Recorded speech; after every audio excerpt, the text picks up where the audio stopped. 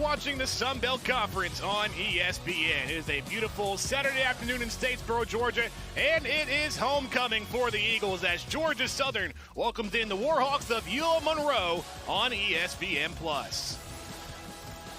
This is an interdivisional matchup between both sides. Out of the East, Georgia Southern 1-1 in conference play, while the Warhawks still looking for their first win in the conference, currently 0-3. We thank you for joining us alongside David Hovey and Whitney Hayworth. I'm Danny Wall. This is usually the midway point of the season. Both the Eagles and the Warhawks 6 games in. Entering the second half of the year, David, what's the biggest focus from each side? It's about finishing strong. This is a ULM team that could very well be 4-2 on the year. And for Georgia Southern, they are 4-2. And look, they still have a great shot at the Sun Belt Championship. Everything is in their path. All they have to do is win out.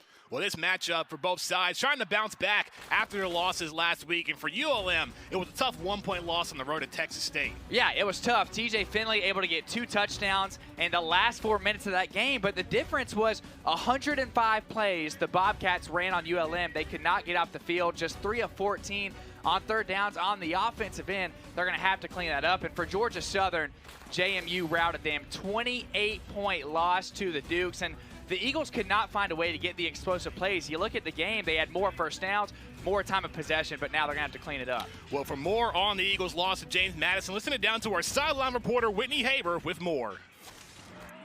Thanks, Danny. The question mark for Georgia Southern was, were they going to be able to turn the page from that devastating loss at JMU? And according to Coach Helton, they turned that page before they ever left Harrisonburg, Virginia. He said he walked into that locker room postgame to find Caleb Hood with the entire team locked in, heads up, and he told them, this is not our team, this is not who we represent, this is not our standard. Coach Helton said there's a reason that Caleb Hood has that C on his chest, and it was instances like that. They came back to practice on Sunday. Coach Helton said that leadership translated into Sunday's practice. It's been a great practice all week long, so now let's see if Georgia Southern has really turned that page. Thanks, Whitney, and we'll see the Eagles start with the football to open up this matchup. And you get a look at head coach Clay Helton, and we will see quarterback Davis Brin, who threw 2 picks last week against JMU. However, his passing yards, David, he's one of the top 10 passers in the country. Yeah, he's great when he can get the ball out quick, but he struggles with his decision-making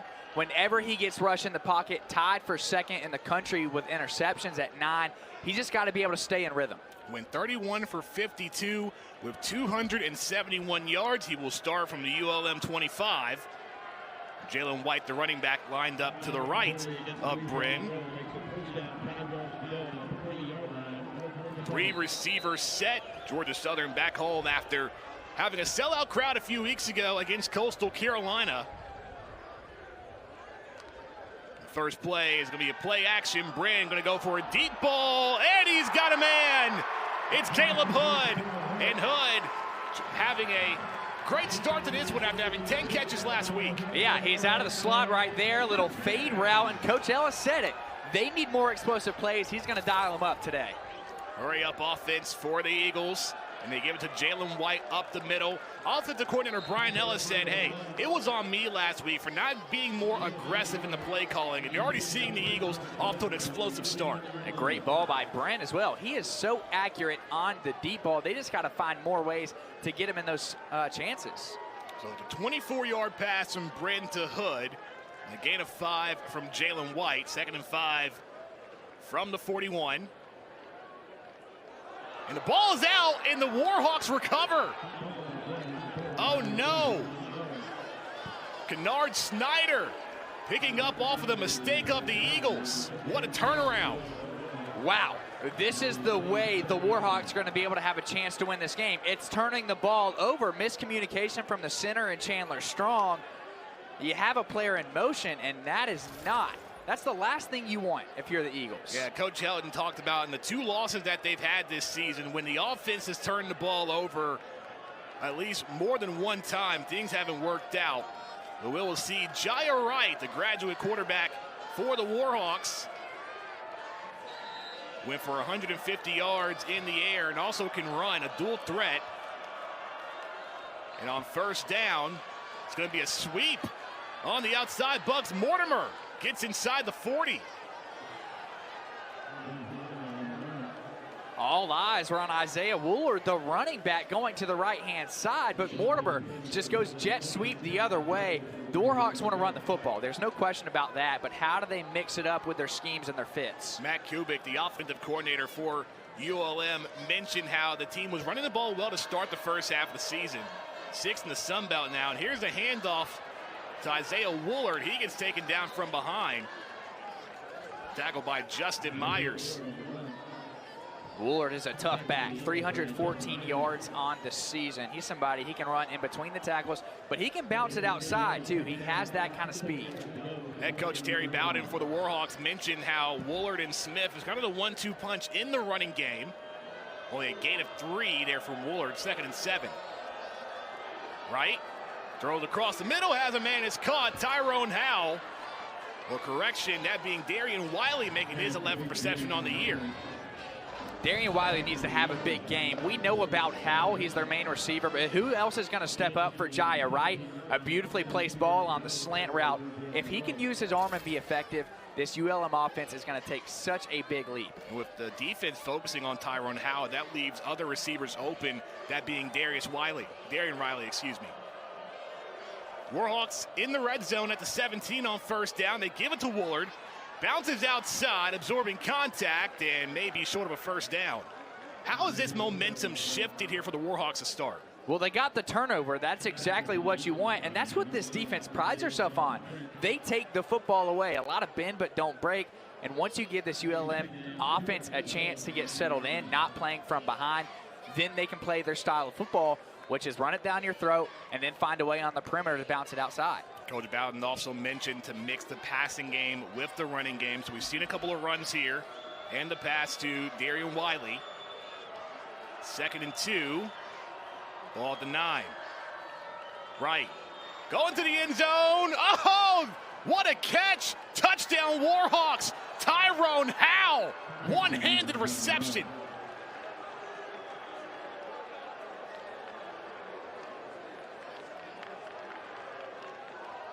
That's a SportsCenter top 10 play right there.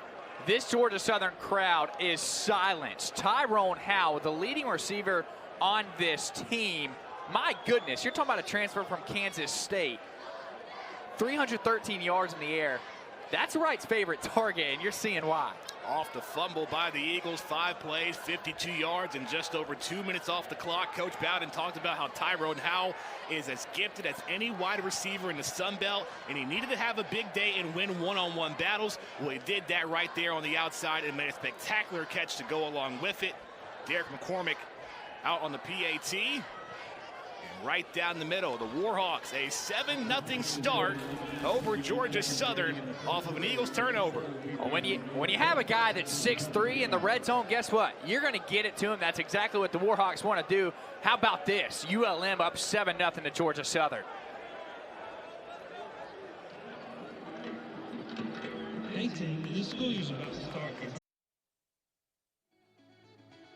David, we talked about head coach Terry Bowden and what he mentioned about Tyrone Howell, the receiver, but offensive coordinator Matt Kubrick also said that they needed to get Howell in the red zone. Yeah, they specifically said they're trying to get him the ball in that red zone area. He's a matchup problem for most cornerbacks in the Sun Belt. With his size at 6'3", but also his elusiveness and great route running, he is such a problem against a lot of DBs. And look, Demel Hickman, Jalen Denton, whoever's lined up against him, it's going to be a long day. They're going to have to make sure they close off on him. They might have to bracket him by the end of the game. That was Howell's 30th catch and 6th touchdown of the season.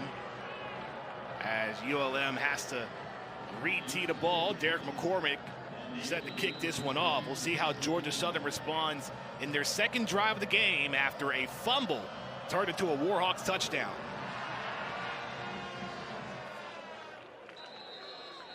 Fair catch. This ball is out in the end zone, and Georgia Southern will start from the 25. So really, David, it seemed like there was some miscommunication there on the snap. But David, well, your nickname is Davo. What's going to be the drive to victory in this match? Well, you couldn't ask for better timing, because one of the main keys in this game is limiting the turnovers, and the defense that gets those turnovers puts themselves in a great situation. You got to win the war in the trenches. line of scrimmage, offensive line, defensive line, that's going to be a great battle. And also the special teams. I think a great punt return, maybe a kick return, those are the kind of plays that are going to set this game off. Or a run up the middle from Jalen White to start. And offensive coordinator Brian Ellis said, hey, we have to be more aggressive running the football. Expect a lot more touches from the run game tonight. And I asked him about it. Jalen White only 10 carries last week. He said they're going to give a lot more design runs for him because Bren's been pulling it from the RPO. At a gain of 7, now Bren throws near side and incomplete. Pass was intended for Dalen Cobb. This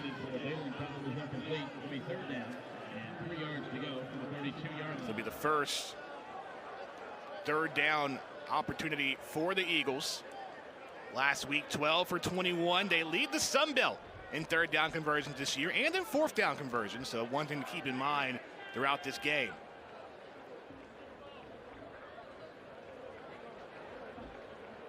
From the 32, 3rd and 3. So handoff up the middle to White. White, plenty of space, gets the first down and then some, tackled near midfield. Great job by Davis Brent making a check at the line. 2 high safeties just run inside zone. Jalen White will do the rest. Great block by Pishon Wembley, the left guard, as well. Seems like Jalen White is now back to 100%. So he gets the handoff up the middle and he is stuffed. Nowhere to go. Jalen Ware leading the way. And you look at what White has to work with his O-line, a very veteran offensive line as well. Oh, tons of talent. Brian Miller, Pishon Wembley, Khalil Crowder. So many great linemen in this team. Bren, all time with space in the pocket.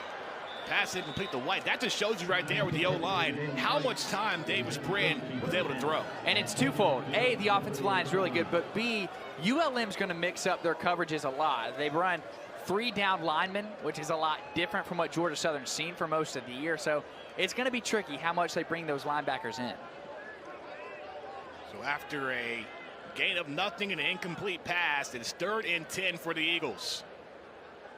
Ball to 48. Bren, all kinds of time. Throws across the middle, has Derwin Burgess, and he breaks out of traffic. 1 man to beat inside the 10. Touchdown, Eagles. 52-yard strike from Bren to Burgess.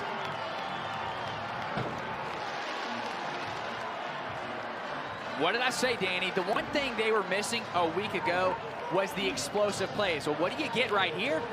It's a deep slant route, but Derwin Burgess takes it to the house. That's great yards after catch, and what a strike from Davis Brent. Yeah, Clay Helton mentioned that entering this game, Burgess is about 90 to 95%, was better than last week, and mentioned how tricky it can be with AC sprains because you feel good all week and then you get hit and you're sore again. But it seemed like for Burgess, after absorbing that contact, he was just fine, taking it to the house. PAT is good by Michael Lance, and we are tied up at 7. About 5 minutes in the first quarter. Warhawks will get the football when we come back after the break on ESPN+.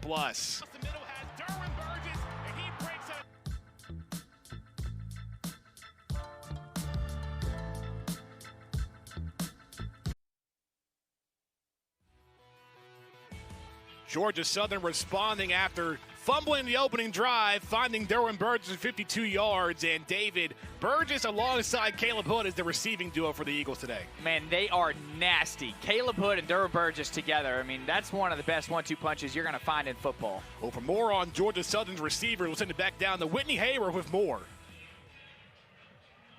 Coach Helton told us yesterday, and as did Coach Ellis, that they are so happy to have so much depth in the wide receiver core.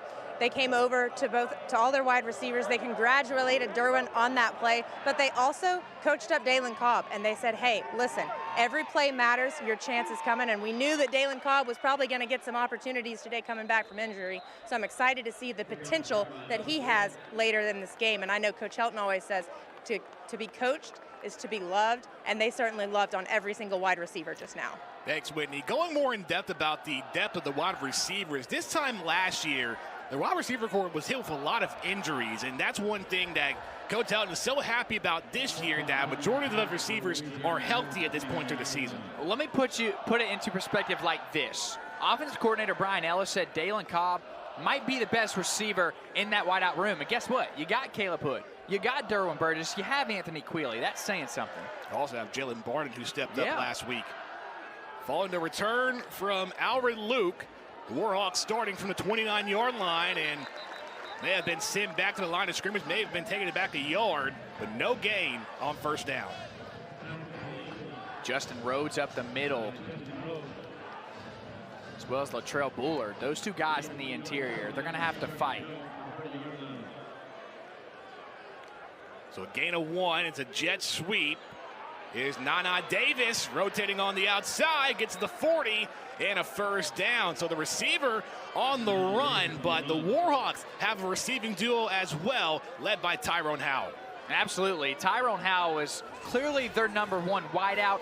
ULM is still looking for that second guy to step up, but Wiley could be that guy. 142 yards and a touchdown. They've got to find more ways to get him involved, but I like what I'm seeing with these jet sweeps. So it's a first down from the 39 for the Warhawks. 4 receivers set. Hunter Smith, the running back. Back up behind Isaiah Woolard. And the ball is out. It's recovered by the Warhawks, but it'll be a loss. Justin Rhodes getting on top of Jira Wright.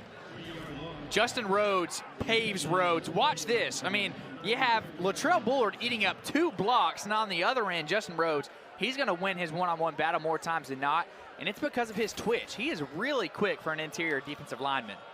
That's going to be a loss of 3. 2nd and 13. Wright will keep. Rolling right, he has wheels, but he won't get far, and instead, that's Blake Murphy, the 3rd-string quarterback in, and he gets taken down. Going to bring up 3rd down for the Warhawks. So this is interesting.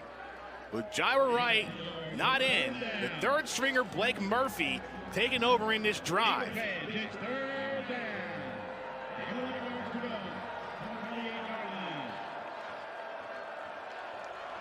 3rd and 11 after a brief gain of 2 from Murphy.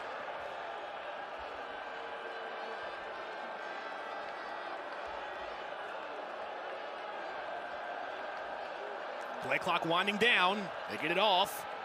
Murphy throws. Almost intercepted by TJ Smith.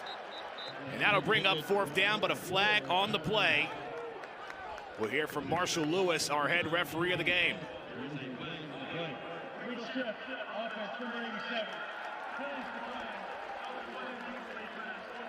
So the tight end, Nolan Quinlan, an illegal shift, and the Eagles will decline. It'll bring up 4th down. Interesting, Danny, bringing in this new quarterback, but look, he's only a freshman, but he was one of the top dual-threat quarterbacks in the nation as a high schooler, number 29th in the country rated by ESPN, so he does have talent. Punt sent out by Braxton Gilbo. Caleb Hood back to return. That takes a Warhawk bounce. Wow. Going across the 5. That's going to pit Georgia Southern deep. You can't really place a punt much better than that one. That's a big special teams play. That's one of my keys to victory. Even when you're not getting things going on offense, flipping fields, putting Georgia Southern in their own 5, that's big. So I'm intrigued to know now for the Warhawks and head coach Terry Bowden, the situation going on with Jira Wright. And not even going to the backup in Brian Garcia, going deep to your 3rd string in Blake Murphy. What Murphy does give you is that running ability, just like Wright. He might even be faster than Wright out of the backfield. The Eagles will start back at their own 4. Handoff. O.J. Arnold pushing through for extra yards, gets across the 10, tackled out to 12.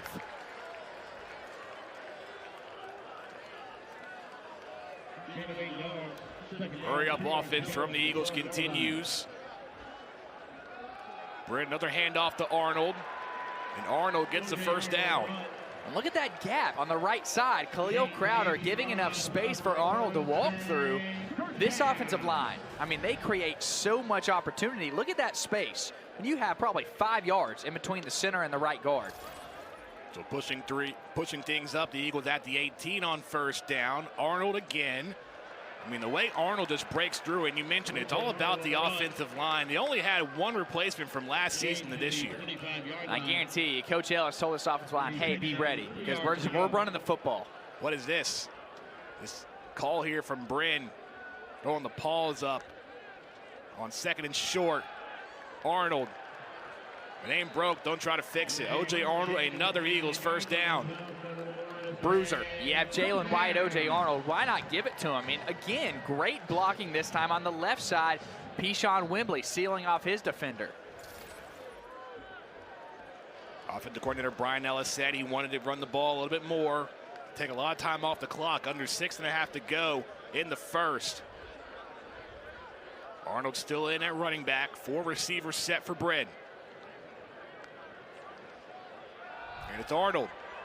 Oh, what a hole. Gets about a gain of 6-7 yards.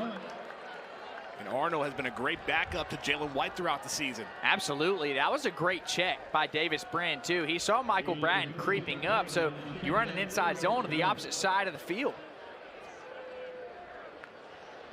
2nd and short. Bryn, play action, throws far side, has Hood. Did he keep it? And they will say the pass is complete, so somehow Caleb Hood bobbled that one inbounds and made the reception. Clearly the Eagles trying to hurry up and run a play so they don't take another look at this. Or have ULM trying to challenge it. Yeah, here's a better look. I mean, Caleb Hood probably bobbled this 3 separate times. 1, 2, 3. Off the helmet. And there he grabs it. You can't, it's hard to see the foot from that angle. He clearly had possession that last grab. Well, we were seeing out on the field. Take a look at offensive coordinator Brian Ellis, but head coach Terry Bowden was standing right next to the line judge and saying, hey, I want to challenge that. He will.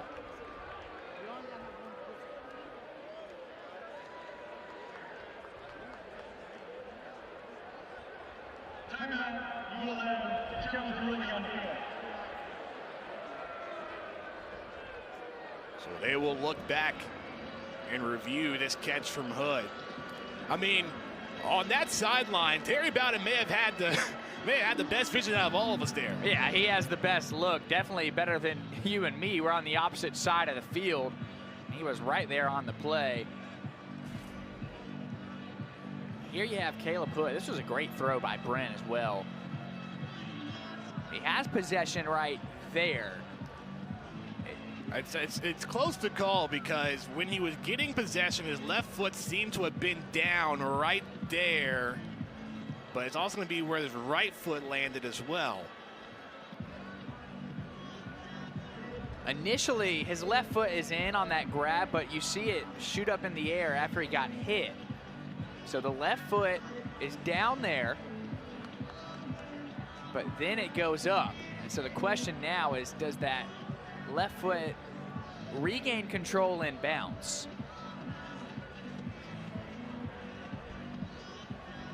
Good closeout by Lou Tillery.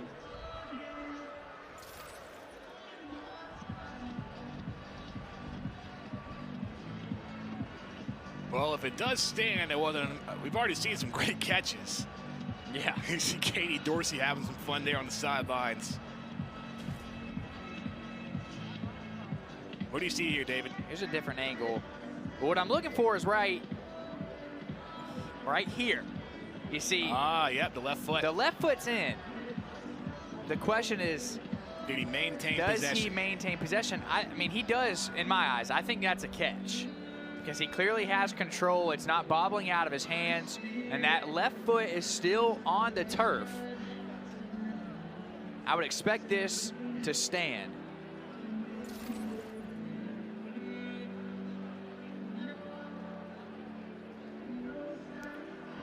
Well, if you're tuning into this match, Georgia Southern and ULM, the Eagles led by head coach Clay Helton and the Warhawks led by head coach Terry Bowden. Those last names may sound familiar. Helton and Bowden, a lot of football history through these two coaches and their families, David. Coach Bowden. And it's, excuse me there, but it seems like the call confirmed it is a catch by Hood, and you can see Coach Bowden a little bit confused. Yeah, I think that was the right call. He clearly had possession of it, and that left foot was still touching the turf. But you mentioned Bowden. I mean, that's one of the most famous last names in the history of college football. But here's what I'm talking about. You see that left foot, it's still on the turf.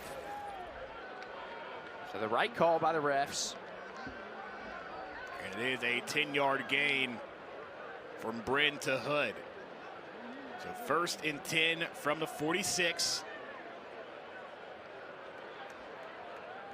A little over 5.5 to go in the opening quarter.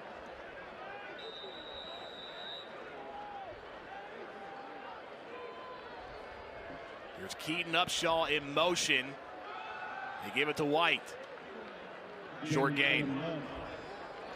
Warhawks going to have to start closing in on those gaps. You bring another player to the right side to help with blocking. Jalen Ware and Aiden Huntington, they're going to be asked to do a lot today. Huntington, one of the best edge rushers on this team.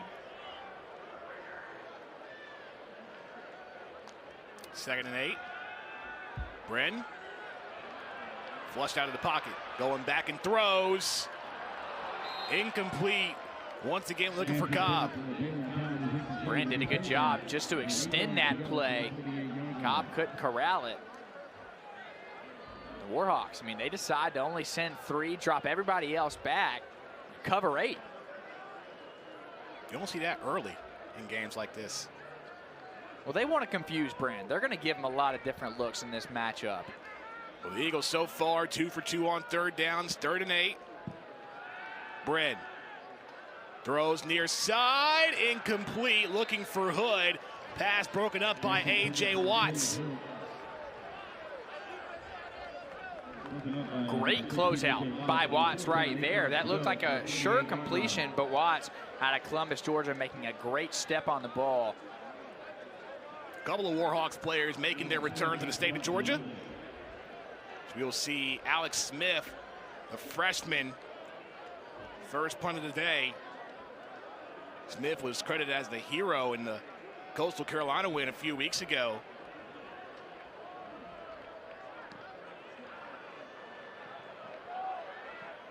Gets pinned at the 18 and will get an Eagle bounce to the 17.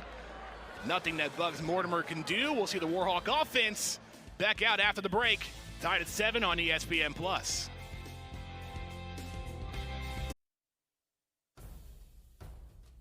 Back on ESPN+, Danny Wall, David Holvey, Whitney Hayward, and a special guest inside the booth. We're joined by the Georgia Southern mascot, Gus. Always great to have Gus in the booth, and I know he's having a great time because it is homecoming for Georgia Southern. I don't know, you are snacking on some tortillas. All right, you know what? I'm going to save it for when I need it later in the game. David? I'm hungry, Danny. I'm not going to lie. I'm a little hungry. Well, Gus, we appreciate you stopping by. Play resumed on the field and on 1st down. Great job by the Eagles defensive line, pushing the quarterback out of bounds. Well, Gus, we thank you for joining us up here, and always great to see you. And I can confirm, I did eat a little bit of that tortilla. Oh, you did. Well, you see here, Kadri Jackson sending Isaiah Woolard out of bounds. It'll be a loss of 4. Jira Wright back as the quarterback. A screen throw on 2nd down, and once again, another push out of bounds from the Eagles. Coach Bowden going with both QBs. I mean, Wright, he adds the element of passing a little bit more than what you're going to see from the freshman. Well, you see the O-line for the Warhawks, David, and often the coordinator Matt Kubik said that this is a pretty reliable group. They've been with the program for at least 2 years, so very solid O-line they have, led by the center, Zaria McGill. A lot of experience, just a well-coached offensive line as well. When you run the football a lot, I mean, they're asked to do a lot. Well, it's 3rd and 14 from the Warhawks' 13. Right, rolling right, fires. Oh, what a catch on the inside. And pushed out of bounds. Alfred Luke making the reception, 1st down Warhawks. Look at how tough of a throw this is. Not to mention, he's on the move. He's got to squeeze this between Mark Stampley and then the high safety. That is a precision throw, and that's what they need from him. Talk about connecting on a dime. As Wright back into the quarterback. Fresh set of downs. Going near side. Here's Luke again. Far side, rather, and he gets stuck behind the line of scrimmage. What's your take on the Warhawks going with these outside wide plays? Well, they're trying to catch this defense off guard because, truthfully, the interior of this defensive line, Latrell Bullard, you have Justin Rhodes, Isaac Walker, they know how much havoc they can produce, so they have to offset that by going on the edge. Even though a loss of 2, the Warhawks averaging almost 6 yards a play. Oh, the snap, the line stayed still, and the catch is made at midfield. Tyrone Howell has made some spectacular catches. It's only his 2nd reception of the game. This man's got glue on his gloves, Danny. I mean, what in the world? Talk about glue. Glue man been on the lineman's cleats. They did not move on that snap. Yeah. Well, look, I mean, it was a great hard count. Weston Wallace jumped. You have a free play. Wright running up the middle on 1st down. Gets to the Eagles' 45. Already starting to see some chippiness out there on the field. Darian Wiley getting to face the Mel Hickman. Hurry up offense from the Warhawks after a gain of 3. 2 minutes to go in the first. Play almost broken up. Good job in the middle by Trayvon Locke, but it seemed like Woolard got back to the line of scrimmage. You have to appreciate the balance you're seeing from ULM right now. See head coach Terry Bowden for the Warhawks. He actually faced Georgia Southern back in the late 80s when he was the head coach at Sanford. Remembers the last few times here in Statesboro facing off against the great Irk Russell. He has tons of stories. 3rd and 8. Right. Quick throws. Just off for Howell. The Eagles send the house. Man coverage on the outside. Wright just got to place that ball better. Now bring out the punt team as head coach Clay Helton. First time facing the Warhawks this year. Did not face them last season, his inaugural year with the Eagles. Derek McCormick back out the punt. Caleb Hood back to return. Last one pit the Eagles back at the 4. This one, same result. Man. Some good punts from McCormick, putting the Eagles back here. Another just great punt, backspin on it. If you're not going to get it done on offense, find a way to flip the field. This is the 2nd time we've seen it now. And those are the kinds of plays that are going to shift this game. A lot of times people forget this game, a football game can be won in 3 assets. Yeah. Offense, defense, and special teams. And for special teams for ULM, their punter, McCormick, putting the Eagles back at the 4 again. And the last drive, the Eagles ended up punting with Alex Smith. Let's see what happens this time around. First down, handoff to White, absorbing contact. Ran into Trevor Randall. 2nd down and 9 yards and 5 yards to go. Randall just couldn't bring him down. Jalen White, you know about his speed, but 6 foot 215, he packs a punch as well. He is a true definition of a power back and on the top 100 freaks list as well. 2nd and 5. White, that time 8 up. Jalen Ware taking him down. Eagles may have time for one more play in the quarter.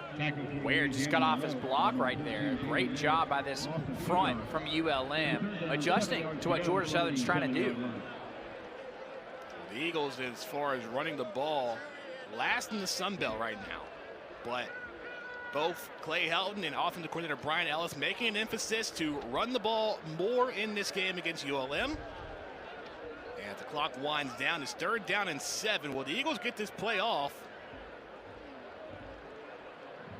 They will not. The first quarter comes to a close, tied at 7 in the prettiest little stadium in America, Paulson Stadium.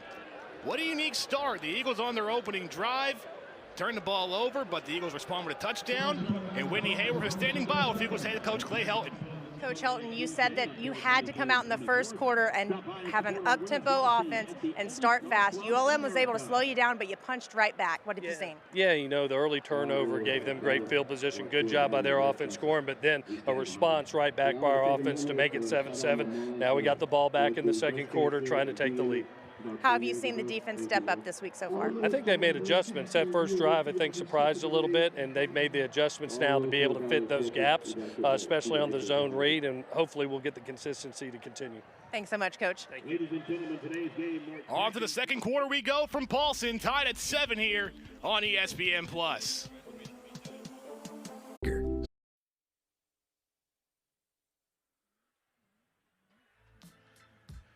Second quarter underway, and Caleb Hood makes a catch and tackled at the 20 to get the Eagles out of a tough situation. Danny Wall, David Hovey, and Whitney Hayward on hand for homecoming between Georgia Southern and UL-Monroe. So on third down, Davis Brin finds his main man, Caleb Hood, second reception of the day.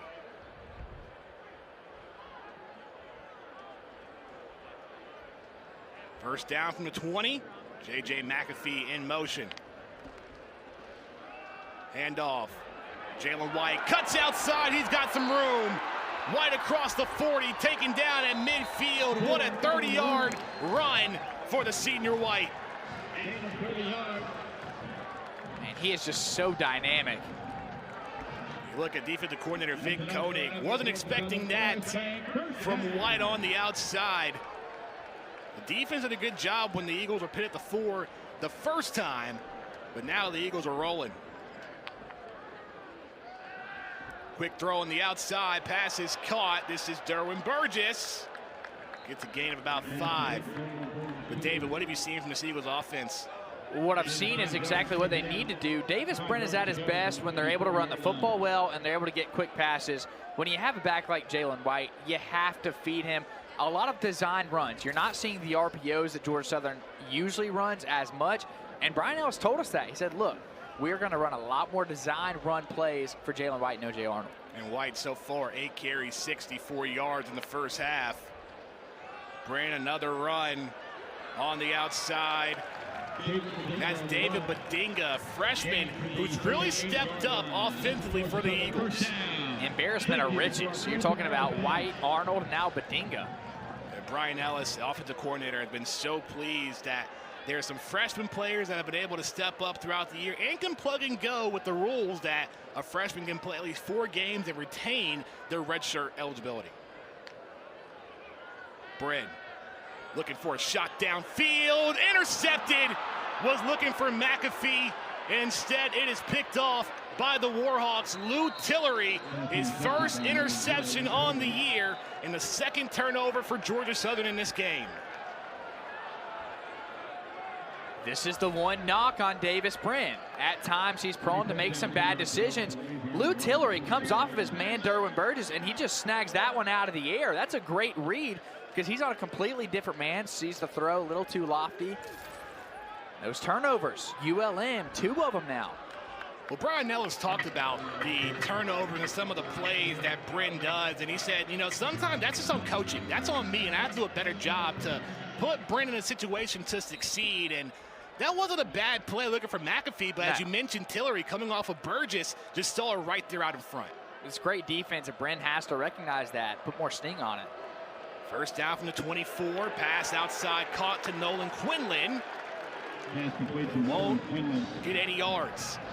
Quinlan could be an X factor for this Warhawks squad, and I mean, out of tight end position, career 49 receptions and 467 yards. If they can find a way to get him involved in the pass game, it's going to help out this QB a lot.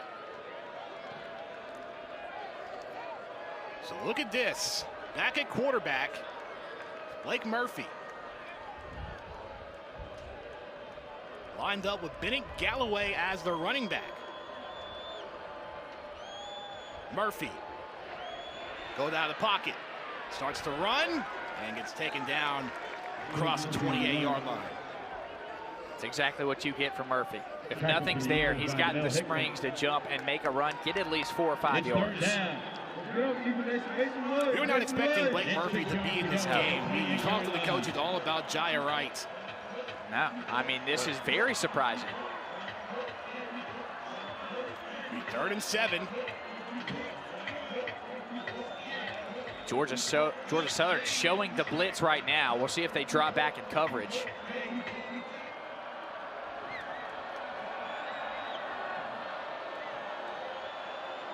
Murphy, pocket collapse and gets it out in time. And across the middle, once again, Tyrone Howell gets the midfield. Murphy knew he had to stay in the pocket just a second longer. Watch this. He waits, sidearms that slant route. Murphy showing something here, Danny. Indeed, and the same with Tyrone Howell, his 3rd reception.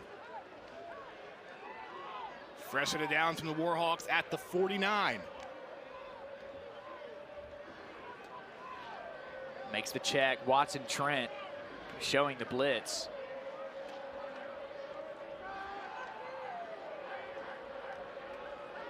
Murphy, quick throw to the outside, incomplete. Threw it too low for Howell. Second down. And 10 yards to go.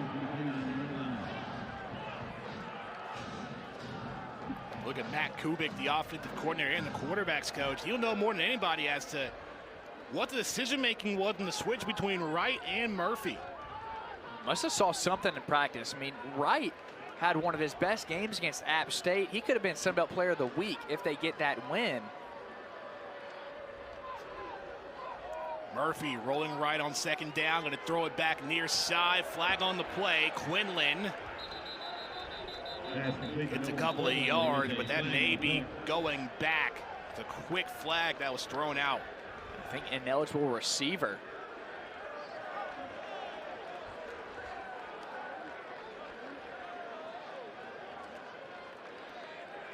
It's going to be holding. The left tackle Stacy Wilkins called for holding, and referees saw it clear as day after the catch by Quinlan. I thought there was a chance that they called 72 for being beyond the line of scrimmage. Clearly he's not. That's an obvious hold. Great call by the ref. And Wilkins just grabs his man. 2nd and 20. Murphy. Oh, good throw and a catch made by Bugs Mortimer. He gets back to midfield. Going to be a gain of 11. They want to get Murphy out of the pocket as much as they can. He does best on the run. Good job by Mortimer to somehow squeeze that in. Sophomore from Fort Lauderdale, Florida. Be a gain of 12 instead. Those 3rd down conversions is a big part of this game. Warhawks so far 2 for 4 on 3rd downs. Murphy, pocket collapse, and he gets taken down. Nowhere to go, got ate up. Isaac Walker was there first, followed by Justin Rhodes. That brings up 4th down for ULM. Oh my goodness, that offensive line got swallowed. I don't think there was one player who had a great block. Look at this, the pressure inside. Nothing for Murphy to do and nowhere to go. Great pressure, and that's what you're getting from this D-line. You have so many different players that can step up. See if Derek McCormick can send this ball about as far as the previous 2 times. Instead, it goes out of bounds. So the Eagles will have good field position. When we come back after the break, under 9 minutes to go in the 2nd quarter, still tied at 7 between Georgia Southern and UL-Monroe on ESPN+.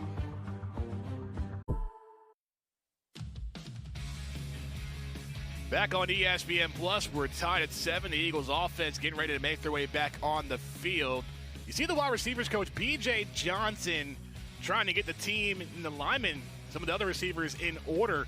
But, David, what's going to be the focus on this next drive for the Eagles? Well, protect the football first and foremost. Davis Brin, you can't have a turnover near the red zone like he had, and then also continue to establish the run. And correction, it's actually Darius Eubanks, safeties coach. The Eagles will have it at the 40.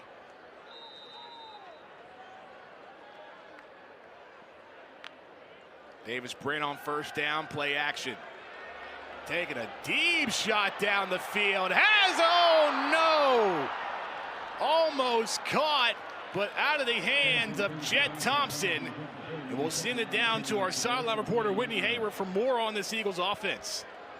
Danny, although that catch was not caught by Jet Thompson, that's exactly the kind of play that Brian Ellis really wants to see his offense try and attempt. He said after the JMU loss, that looking at himself, he wished he would have tried to be a little more explosive. He thought that was what his offense was lacking, was those explosive plays. And he said, when you look at the JMU loss last year, or the JMU win last year, the sole reason that they stayed in it and beat them was because of those explosive plays. So I think in a day like today, he'd almost rather see those attempts not be made than not tried at all. Thanks, Whitney. And J.C. French came in at quarterback for a design run. Seems like Brian Ellis using all the weapons offensively today. Ellis has used French a little bit in the run game. French has quite the arm as well. Well, he has been living up to what he mentioned, trying to be more explosive in the first half. 3rd and 4. Bryn throws and has Caleb Hood for an Eagles first down. Gets across midfield. Go to your safety valve. When in doubt, Caleb Hood somewhere on the field. Bryn, like I said, he's best with these short, quick throws. When you have a player like Hood on the perimeter, he's usually going to be open. Hood will come out for this play. First down in Warhawk territory at the 46. Bryn. Plenty of space in the pocket, taking for another deep shot. And he has Jalen Barden. And Barden really stepped up last week against James Madison in the absence of Derwin Burgess. Transfer from Pitt, and he's got tons of talent and great speed. Found the cushion in that zone right there. 23-yard reception by the Pitt transfer. Barden had 5 catches for 40 yards last week against James Madison. Eagles from the 23 go into the end zone to Thompson. No, incomplete. A flag will be out on the play. Pass intended for number 24, Joshua Thompson. There is a flag on the play. There was a lot of hand fighting going on over there. A.J. Watts is the one in coverage. Pass interference, defense, number 16, 15-yard penalty, automatic first down. That'll move the Eagles 15 yards and in the red zone. Another fade route from the slot. Not much there, really. I think it was before that. Watts didn't get his head turned around, clearly grabbing the receiver. Red zone. The official movers of Georgia Southern. From the 8 on first down. Bryn, give it to White. White pushes his way through, tackled at the 2. Keep pounding it in. This is when you want to protect the football the most. 7 minutes to go in the first half. The Eagles looking to take the lead. 5 plays so far on this drive. This will be the 6th coming up. Bryn under center. From the 2. The toss to White. Touchdown Eagles.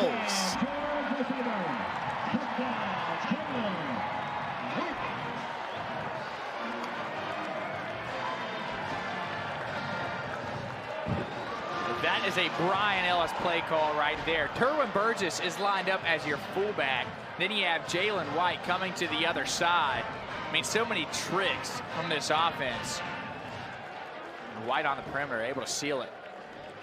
6 plays, 60 yards, 2:35 off the clock. Georgia Southern, after having a challenging opening drive and even a drive that resulted in a pick by Bryn, the Eagles have remained resilient and going to Jalen White. As Coach Ellis mentioned, wanting to get the ball to White more in this game, and they have. PAT good by Michael Lance. 14-7 Eagles with 6:14 to go. More when we come back after the break on ESPN+.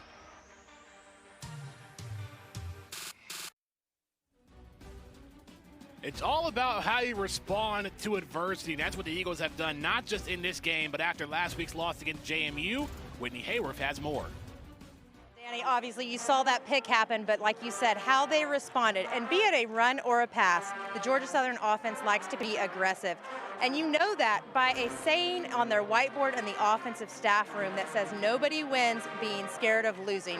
Coach Ellis told us yesterday that it's the way Georgia Southern lives and the way that they play. And while it may not always go our way, just like it didn't go for Davis Brent a moment ago, they're going to be aggressive, run or pass, and come back no matter what. Thanks, Whitney. Offensive coordinator Brian Ellis had a lot written on his whiteboard that we got to take a glance at when we talked to him ahead of this game. He had some initials as well for some phrases, ones that we can't really repeat, but it all makes an impact on how the Eagles can respond. And they've done that so far in this game, leading 14-7. Now, how will the Warhawks respond, David, following that Eagles touchdown by Jalen White? There's no question about it. They have to find a way to establish the run. They have 1 rushing yard. Let me repeat that. 1 rushing yard. In this game right now, Isaiah Woolard has to be better. You have to get right involved in the run game more. This is what the Warhawks pride themselves on, is running the football. Yes, the passing game is working, but again, if you can't establish the run, it's going to be a long day. Interesting, Dave. You say the passing game is working. However, the Warhawks have gone with 2 quarterbacks, with Jaya Wright and Blake Murphy. So if the passing game is working, why go with your 3rd-string quarterback early in this game? To be honest, I don't have a great answer for you. I mean, Jaya Wright's 7 for 8, 84 yards.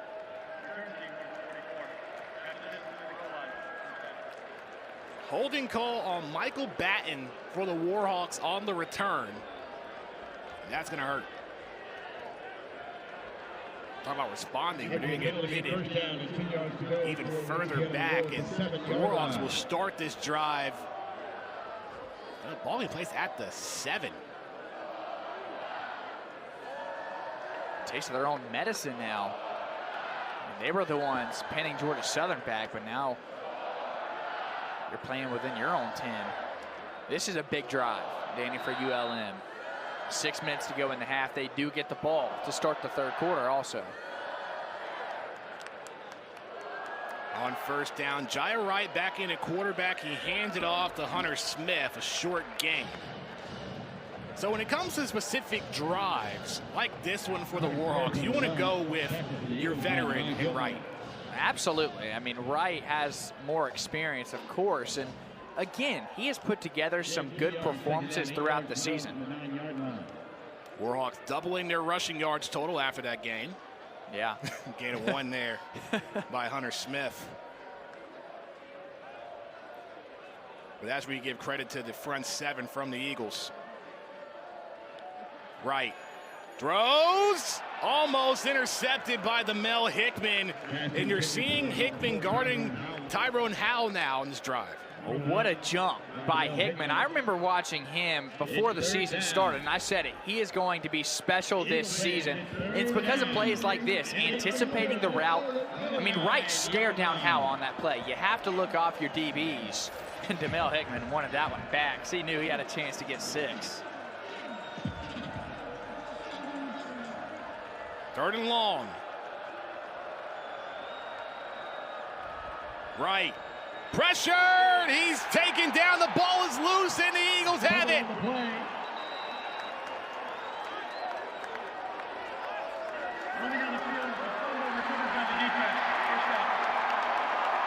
What a response from the Eagles defense this time. Isaac Walker with the takeaway.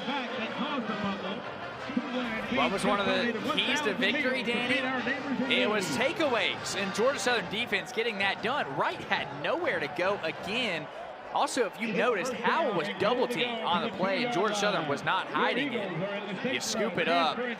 This front 7, and particularly this front 4, for Georgia Southern is one of the most dominant in the Sun Belt. Eagles defensive coordinator Brandon Bailey, one of his keys are 3 turnovers every game, and when the Eagles have gotten at least 3 turnovers, they've come out victorious. You can look at their 4 wins so far this season. So wasting no time, the Eagles will have it on the 2. Bryn under center at the goal line. Jalen White, touchdown Georgia Southern. Touchdown Georgia Southern. Touchdown Jalen White.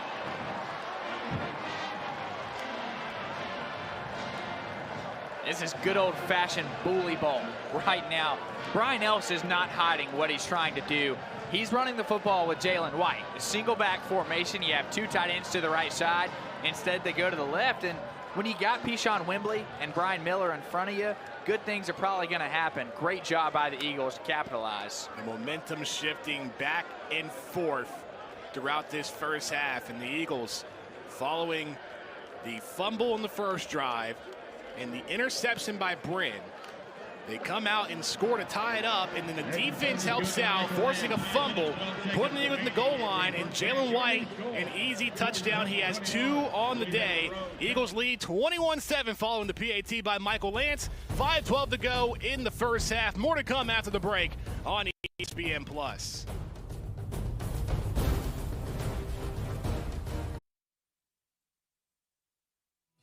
Game for Georgia Southern was all about making sure they could respond in a positive way following that loss to James Madison last week, and it seemed like they responded very well even when they've made their own mistakes throughout the first half. Absolutely. The adjustments you've seen, Georgia Southern being okay with running the football. I mean, 19 attempts. Davis Brand has only thrown the football 13 times.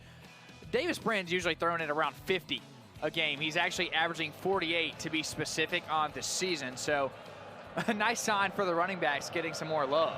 Also, Brian Ellis making it easy as far as the play calling. He said sometimes we make this game harder than it is. And Jalen White leading the way, 11 carries, 74 yards, and 2 touchdowns. It was an easy play following the fumble that led into White's second touchdown of the game. It was all set up by the front four of Georgia Southern and their ability to get pressure on the quarterback. I mean, watch this right here. Look at Justin Rhodes absolutely obliterate the right guard, then you fall onto the football. All you need is 3 yards. Great field position. Khalil Crowder pulls from the right side, and Jalen White will walk in touchdown. That's the simplicity of this game whenever you're dominating at the line of scrimmage. You have to win the war in the trenches, and that's what the Eagles are doing.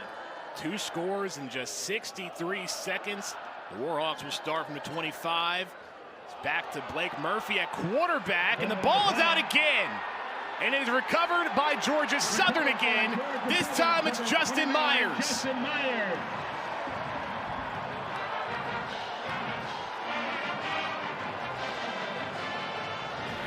This is just a self-inflicted wound. I mean, they tried to go with the jet sweep. He almost pulled it back. And Murphy, you have to commit. That is just not good for the Warhawks. Credit to the Eagles for jumping on it. Coach Bowden is not going to be pleased watching that one back. I mean, that is too easy for a Georgia Southern defense that's already working you up front. For Justin Myers, first fumble recovery on the season. 2 turnovers for the Eagles in this game. Can they use this second turnover in the points? The Eagles will be in the red zone starting at the 17. What a last few minutes here inside Paulson. This is the new look Brandon Bailey defense that you're seeing. They take the ball away at a high clip. Over at Buffalo, they were 7th in the nation with takeaways when Bailey was there. Jalen White in at running back, first down, Bryn. Screen pass to White, gets a block from J.J. McAfee. How about down the outside? And I know that was a great catch and run by White, but the tight end group this season for Georgia Southern is stacked. It is stacked, and now you bring back Keaton Upshaw, who's starting to get going, transfer from Kentucky. You have so many guys you can look to. An embarrassment of riches. Every skill position group on this team for Georgia Southern, it's really 3 deep. Gain of 3 off the reception from White. Bryn throws to the end zone to Upshaw. Touchdown, Eagles! Georgia Southern. Touchdown, Keaton Upshaw. Right on cue, the tight ends putting in work for Georgia Southern. How about that? As we talk about the tight ends and Keaton Upshaw, he runs a route to the near side boundary, and Bryn just waits. You have enough time in the pocket, you can do that. Soft zone coverage, nobody on the back end. 2 Warhawk turnovers, and overall 3 plays from Georgia Southern, resulting in 2 touchdowns. First, it was Jalen White. Then the pass from Davis Brin to Keaton Upshaw, 14-yard reception. PAT is good by Michael Lance. It is 28-7 Eagles over the Warhawks on homecoming. 4:28 to go in the first half. More to come on ESPN+.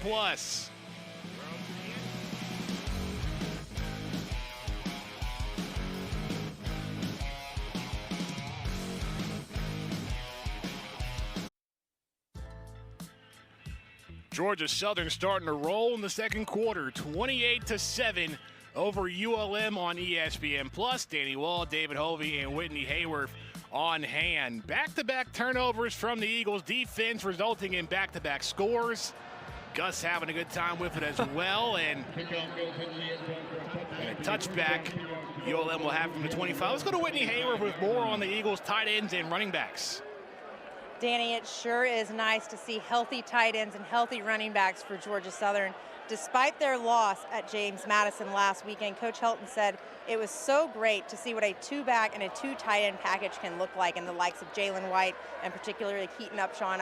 I'm pretty sure we're seeing that 2-back and 2 tight end package today. What do y'all say? I agree with it. It's been working out. We saw some great blocking from the tight ends and J.J. McAfee, and then resulting in a touchdown catch by Keaton Upshaw. Let's see how ULM responds here.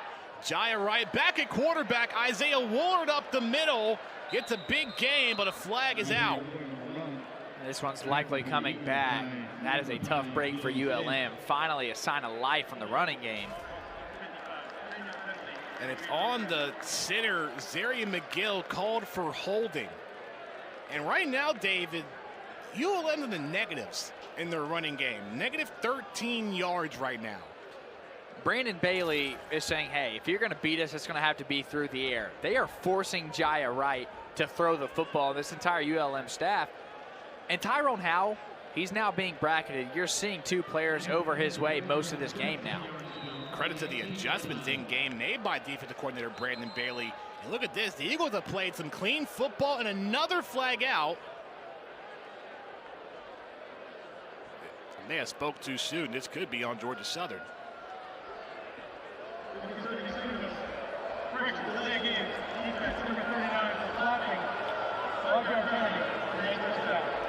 Right on cue. I mentioned how the Eagles were playing clean, but a flag on Reed Dedman.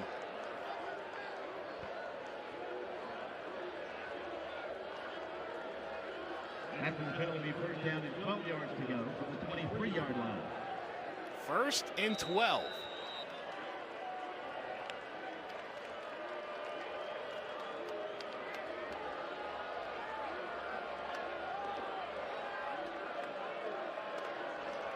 Four minutes to go in the first half. Wright hands off to Woolard. Woolard slides in for about a gain of a yard. How do you get the running game going if you're the Warhawks, David? They got to try and find a way on the edge. When they were running those jet sweeps, it was keeping the defense honest. The linebackers weren't able to pitch inside. You go back to that first, and then you go with the inside zone. ULM, they like to run a lot of zone reads, but Wright also hasn't gotten going in the run game. Wright throws around the middle on 2nd down, incomplete. Great coverage by Shamar Bartholomew. Bartholomew actually leads the Sun Belt Conference with 6 pass breakups entering this game. He had a big game as well against JMU. I believe it was 3 pass breakups. And it's because of stuff like that. He's a rangy defensive back, great in man coverage, and he's a guy coming off an ACL tear from a year ago. Finally feels like he's confident in that knee, and he looks really good. Arrived to Georgia Southern over the summer, a transfer from Northwestern State. 3rd and 9 for the Warhawks. Play clock at 5. Wright taking a deep shot, intercepted by the Eagles.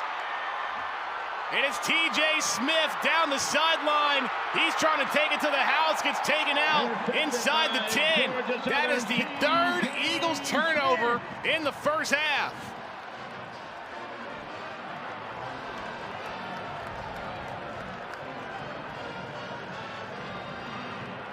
takeaways, not giveaways. That was one of the keys. And right here, Jaya Wright is staring down his receiver. That is too easy for TJ Smith. I mean, he is looking at Wright's eyes, and it's very obvious where he's going with the football.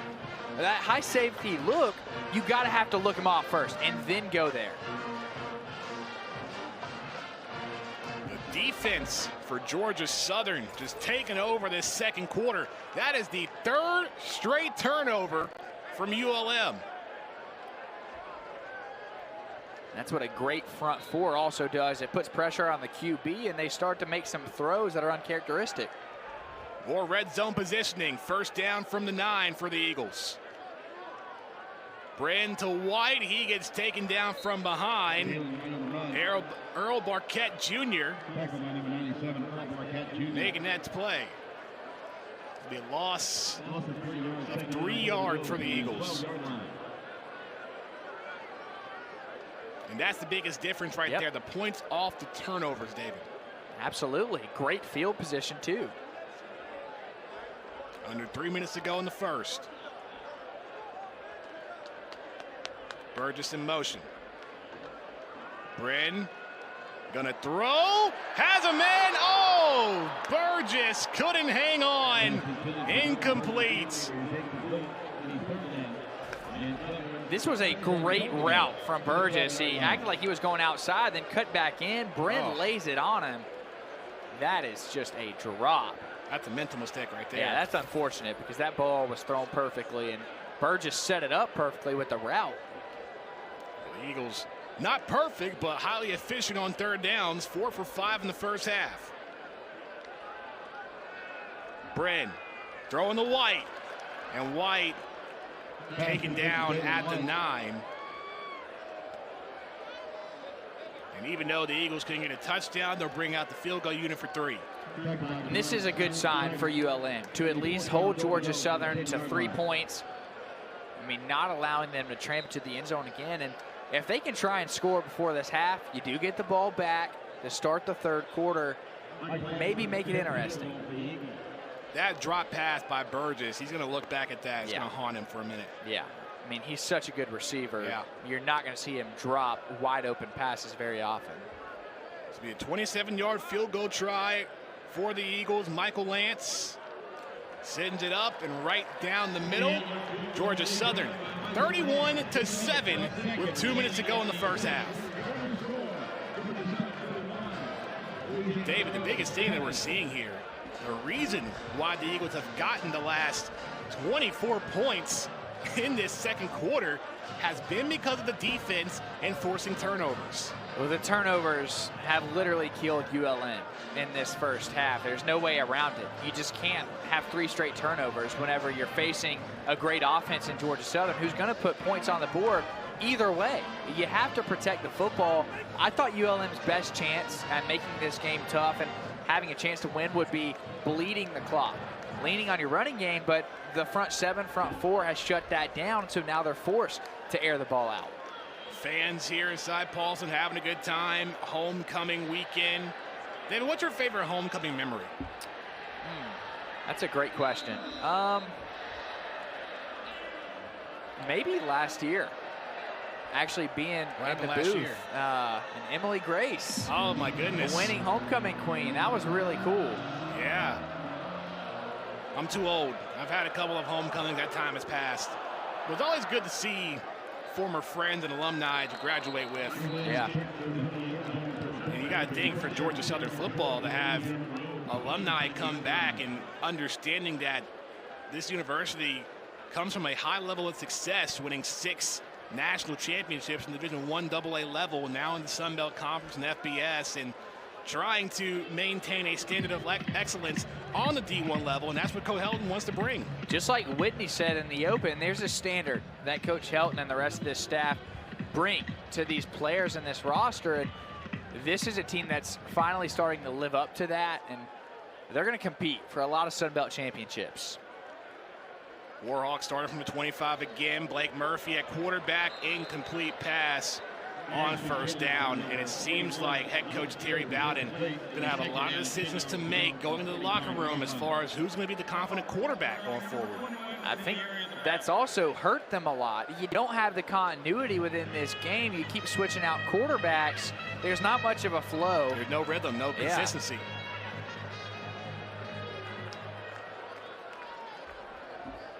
Second down. Murphy throws across the middle, has a man. Making his way to midfield. That is Albert Luke. Somebody else in the receiving group is going to have to step up this time. It's Luke. Great ball by Murphy. Now they run that hurry up. Especially now that Tyrone Howell is being extremely focused on, even sometimes being doubled. Yeah. Fresh set of downs to the Warhawks at the 49. Murphy going to take a deep shot. 9-9 Davis makes the catch. Touchdown ULM.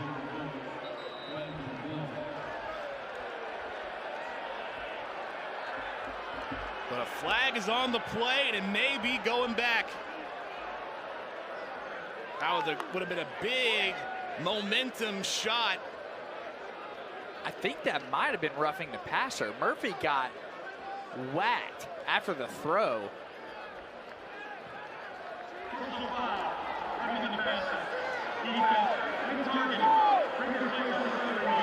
Targeting on top of that as well, so it will be a touchdown for ULM. Nana Davis making the catch and taking it to the house. A 51-yard pass from Blake Murphy. And finally, some signs of life from ULM. Now, we'll take a look here and see the targeting play in the roughing the passer call and see what the final verdict will be. And shout out to Murphy for this throw. I mean, it's an all-out blitz. You're sending 6. There's not much there to me. I mean, obviously protecting the quarterback nowadays, they throw that flag if they see anything close to it. It's hard for me to imagine that that is targeting. The crown of the helmet. I mean, he's not launching into Murphy. That's the big key. The crown of the helmet is facing up towards the head and neck area. So that was Elijah Fall, the redshirt freshman, who is called for roughing the passer. And there you see the helmet the helmet snaps back, hitting Blake Murphy, and that's where the targeting came in hand. The roughing the passer was there with the hands placed onto the quarterback in Murphy. Still, what a great catch by Nana Davis. Well, great route, great catch. I still can't get over Murphy hanging in the pocket, though, taking this shot. Oh. And when we saw that last angle, this might actually stand as targeting. It's a tough call because clearly there's no ill intent on that hit whatsoever. And this is big for Georgia Southern. A large fall.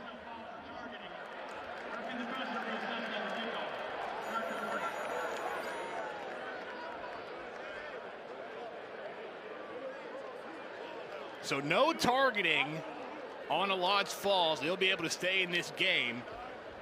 But nonetheless, great response from ULM, taking a deep shot like that. And that, I was a little shocked after seeing the helmet snap back from Murphy, but that's the right call. A Lodge Fall still in this game. That's still great for ULM, though. I mean, the ability for Murphy to hang in the pocket, Davis to find the opening. And I'll keep saying it. They get the ball back to start the third quarter. If they want to make a run, they're going to have to get a stop here and hopefully score when they get out of halftime. Following the PAT by Derek McCormick, 31-14 our score. Another look here from a different angle. I mean, my goodness, Blake Murphy took a shot and found Nana Davis for his first touchdown of the season. Man, that's big. I said another receiver is going to have to step up outside of Tyrone Howell. Well, Nana Davis might just be that guy for the Warhawks right now.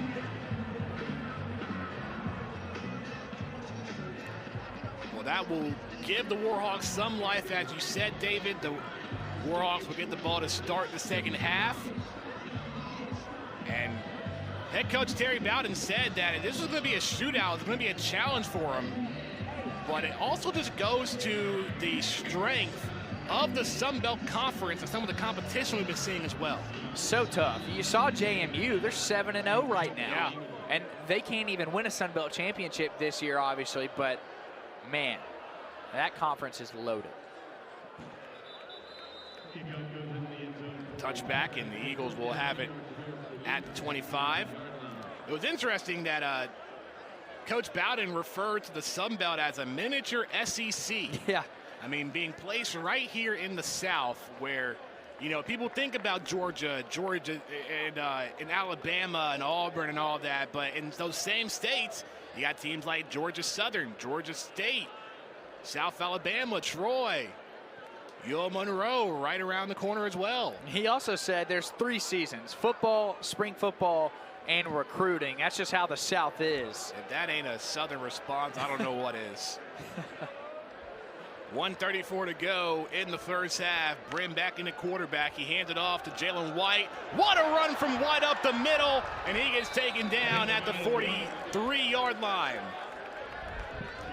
That offensive line, part of the Red Sea. Jalen White could make a sandwich while he run through that hole. I mean, my goodness. And keep in mind, Georgia Southern has all 3 of their timeouts. They're looking for one more score here. Brin throwing incomplete. Looking for Hood there. That was dangerous. Safety was creeping up there. It was Antoine Watts, the high safety. But ULM has 2 timeouts, so if they can get the ball back. Following the incompletion. 2nd and 10 from the 43. White breaks through, and even when the hole collapses, White's able to find the way to just push his way through for some extra yards. He's so shifty and so powerful. And now we have our first timeout called by the Eagles. Clock stopping at 1:14. Great crowd inside Paulson Stadium, and Eagles head coach Clay Helton has talked about how important it is to defend Paulson Stadium here at home. So important, and Paulson has been electric this season. Georgia Southern still undefeated, and there's a rich history, obviously, in Statesboro, Georgia, with this beautiful place. And Coach Helton understands that, and he wants to lean into that even more. The NFL Network crew, when they were here for Coastal Carolina, said that Paulson Stadium, Statesboro, Georgia, may have been college football's best kept secret. Having a sellout crowd in that matchup on September 30th, over 26,000, a new record in Paulson Stadium. And Coach Helton mentioned how much honor and pride from the community, and when students come out, that's what they're fighting for. Yeah. That blue-collar mentality that the Eagles have. Out of the timeout, 3rd and 6, Hood in motion. Brin, ball is out, but quickly falling on it, Khalil Crowder. Brin got sandwiched in the back. Warhawks were only rushing 3. I mean, this is just straight off the edge, beats Bryson Broadway, and goes for the football smartly. Aiden Huntington. 4th down. Georgia Southern will use a 2nd timeout. They were going to go for it, but rather it's going to be ULM calling their 2nd timeout instead. And I'd be very shocked if the Eagles do go through with going for it on 4th. Given the field position, you're up 17. I don't really see a reason to even have a chance of ULM being able to score again before this half. So you're saying here, this is probably one of the very few opportunities where Georgia Southern should go conservative here. Absolutely. And obviously Coach Helton, Coach Ellis, they want to be aggressive. More power to them, but I just think with a 17-point lead, you can get out of halftime with that big of a lead. And you're also in a position to trust your defense here. I mean, 3 straight turnovers from this Eagle defense led by Brandon Bailey. If you decide to punt, and it seems like the Eagles are going to indeed punt, you can go out there and trust your defense to make another Absolutely. stop. Or could we see a fake? Alex Smith faked it before against Coastal Carolina. I wouldn't put it past them. And that was a him decision. He made that decision on his own out there and what he saw at the field.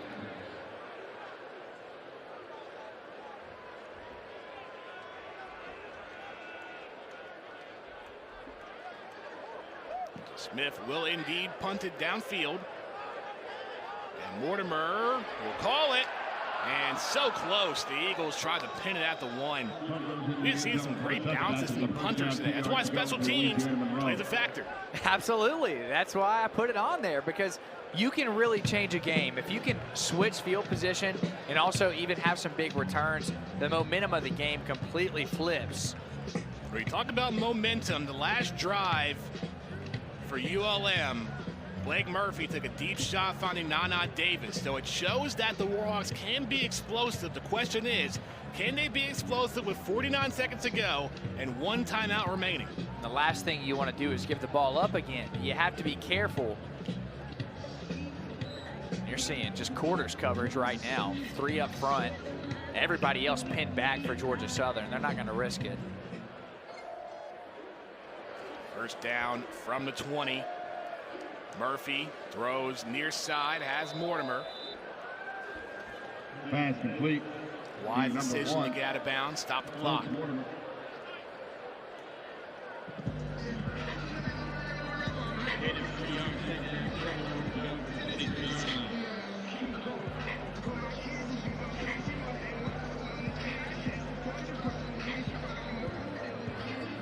The Eagles are staying with this quarters formation.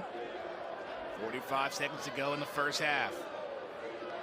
Murphy gonna run, escapes the lineman. He'll get the first down and tackled hard at the end. Kadri Jackson there. Flag is on the play. Murphy just climbs up in the pocket. He ran with that one quickly.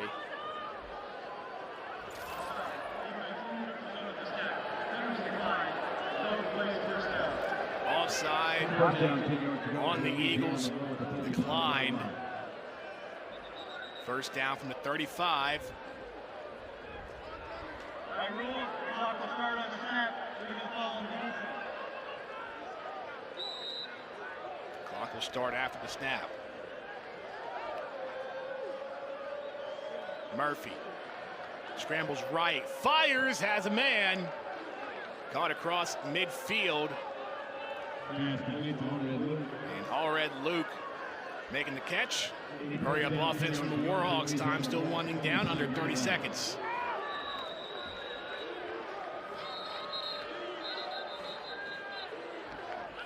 Georgia Southern will use their second timeout.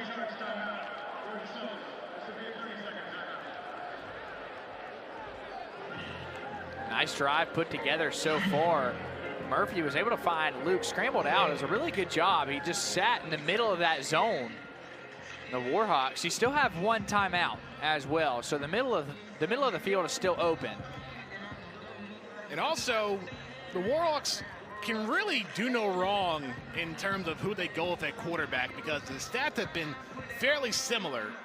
Blake Murphy, actually 8 for 11, 141 yards and a touchdown. Jaya Wright, 7 for 11, 84 yards, a touchdown, and an interception. They've both played really efficient. If it wasn't for those turnovers, this game would look a lot more different. That's been the turning point. The turnovers have been from both quarterbacks. The Wright interception and Murphy on a couple of fumbles as well. Biggest story of this game have been the turnovers and the points off of turnovers. Georgia Southern, 17 points off of 3 turnovers in the first half. Murphy scrambled out of trouble. Has to get out. Lets it go. Out of bounds. And there was a receiver in the vicinity, so it won't be intentional grounding. I don't know how he stayed up. I mean, his athleticism.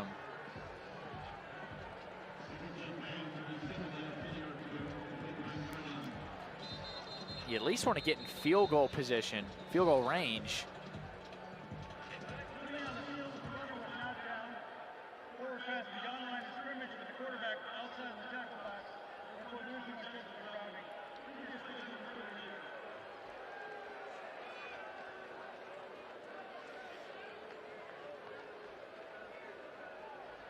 So the officials will review to see if the knee was down. Taking a look here. Right, scrambles to his left. His knee's gonna drop right. Oh, it's down. Yeah, and excuse me, Murphy. And the knee was clearly down, so that's gonna come back. I mean, he was surrounded by a sea of Eagles.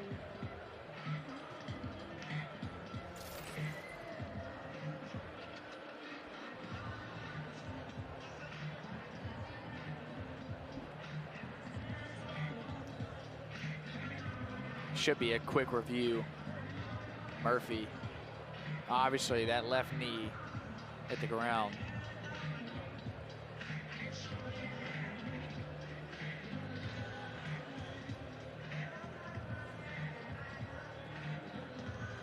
Well, it's going to be more interesting, David, if the call says, it does say that Murphy was down, the clock's going to start as soon as the whistle blows. Yeah, they're going to have to be lined up and ready to go.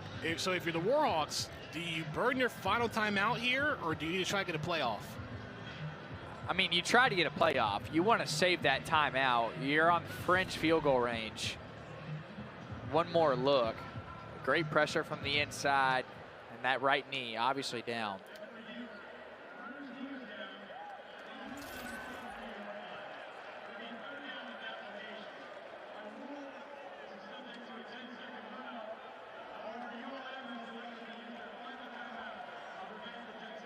Yeah. So the Warhawks, so first and foremost, Murphy's knee was down. Yep. It would have been a 10-second runoff. However, the Warhawks using their final timeout to keep the clock stopped at 21 seconds to go. Yeah, I mean, you kind of have to use the timeout there. There would have been 6 seconds left at the least. And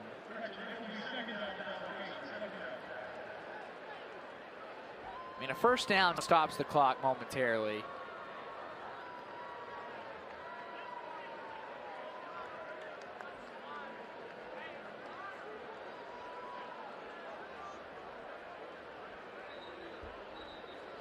So in using this final timeout and seeing that Blake Murphy's already taken a shot downfield, if you're Terry Bowden, David, are you confident in sticking with Murphy as the quarterback here? I think you have to be. He's been playing really well. He's made tough throws. That's been the difference to me is Jaya Wright is a solid quarterback, but Murphy's a quicker quarterback, and at the moment, even looks like a better thrower of the football. Ball's placed at the 43 for ULM, 2nd and 22. Warhawks out of timeouts, the Eagles with one left.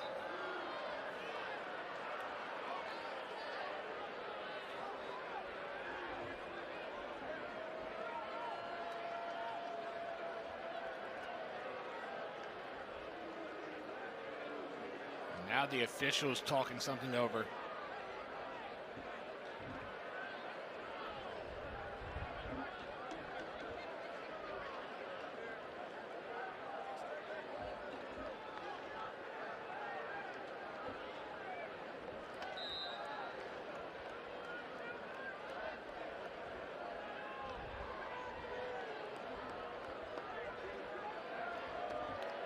Murphy on 2nd down. Screen throw on the outside to Luke.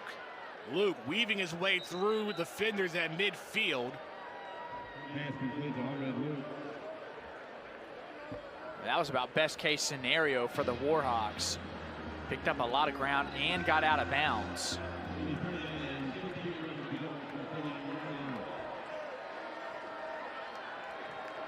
"15 seconds. Murphy rolling right. Throws, and it's caught. Bucks Mortimer falls out of bounds. Be 4th down. You got to expect the Warhawks to go for it here. Yeah, I mean, you're not in field goal range.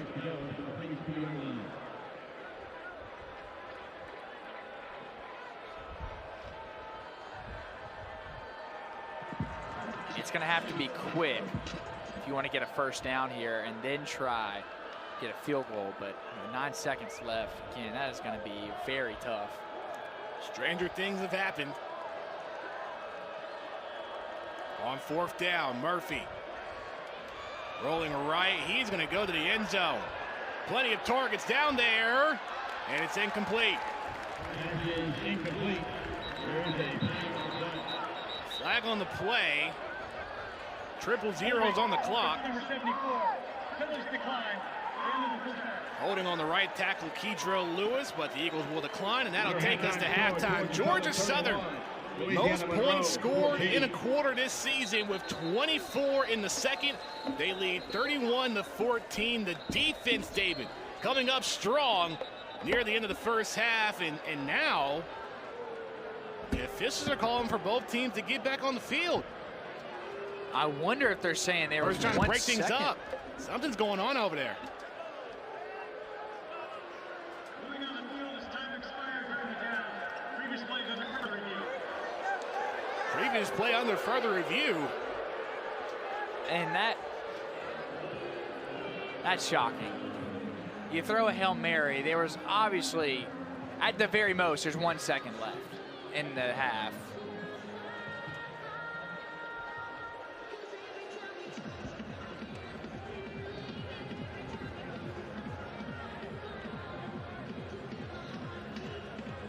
So they're trying to see how much time would be on the clock and seeing where the ball went down as time expired. There could be a chance we may have a second possibly left in this first half. And Georgia Southern's just going to need it, but I'm surprised that they're reviewing this.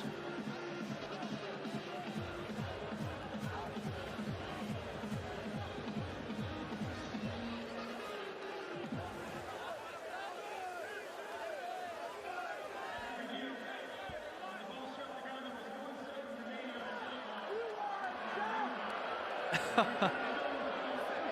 there is 1 second on the clock after a turnover on downs for the Warhawks. I don't even know what to say. All right. Yeah.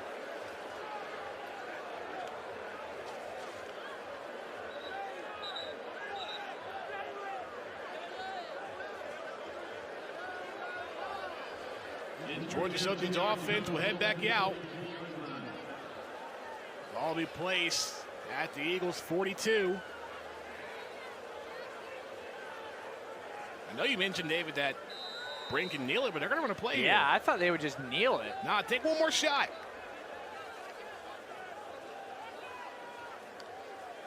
Bryn, quick throw to Caleb Hood. He has blockers. Still hanging on his feet. And now he gets wrapped up at the 35-yard line. And that will officially end the first half. A little stat padding. But nonetheless, the Eagles defense, a strong performance in the second quarter, forcing 3 turnovers and resulting in 17 Georgia Southern points. Those points scored in a quarter this season at 24. And the run game has been effective for the Eagles, led by Jalen White. 14 carries, 93 yards, and 2 touchdowns. What a start in the first half for the Eagles. And Whitney Hayward is standing by with Eagles head coach Clay Helton.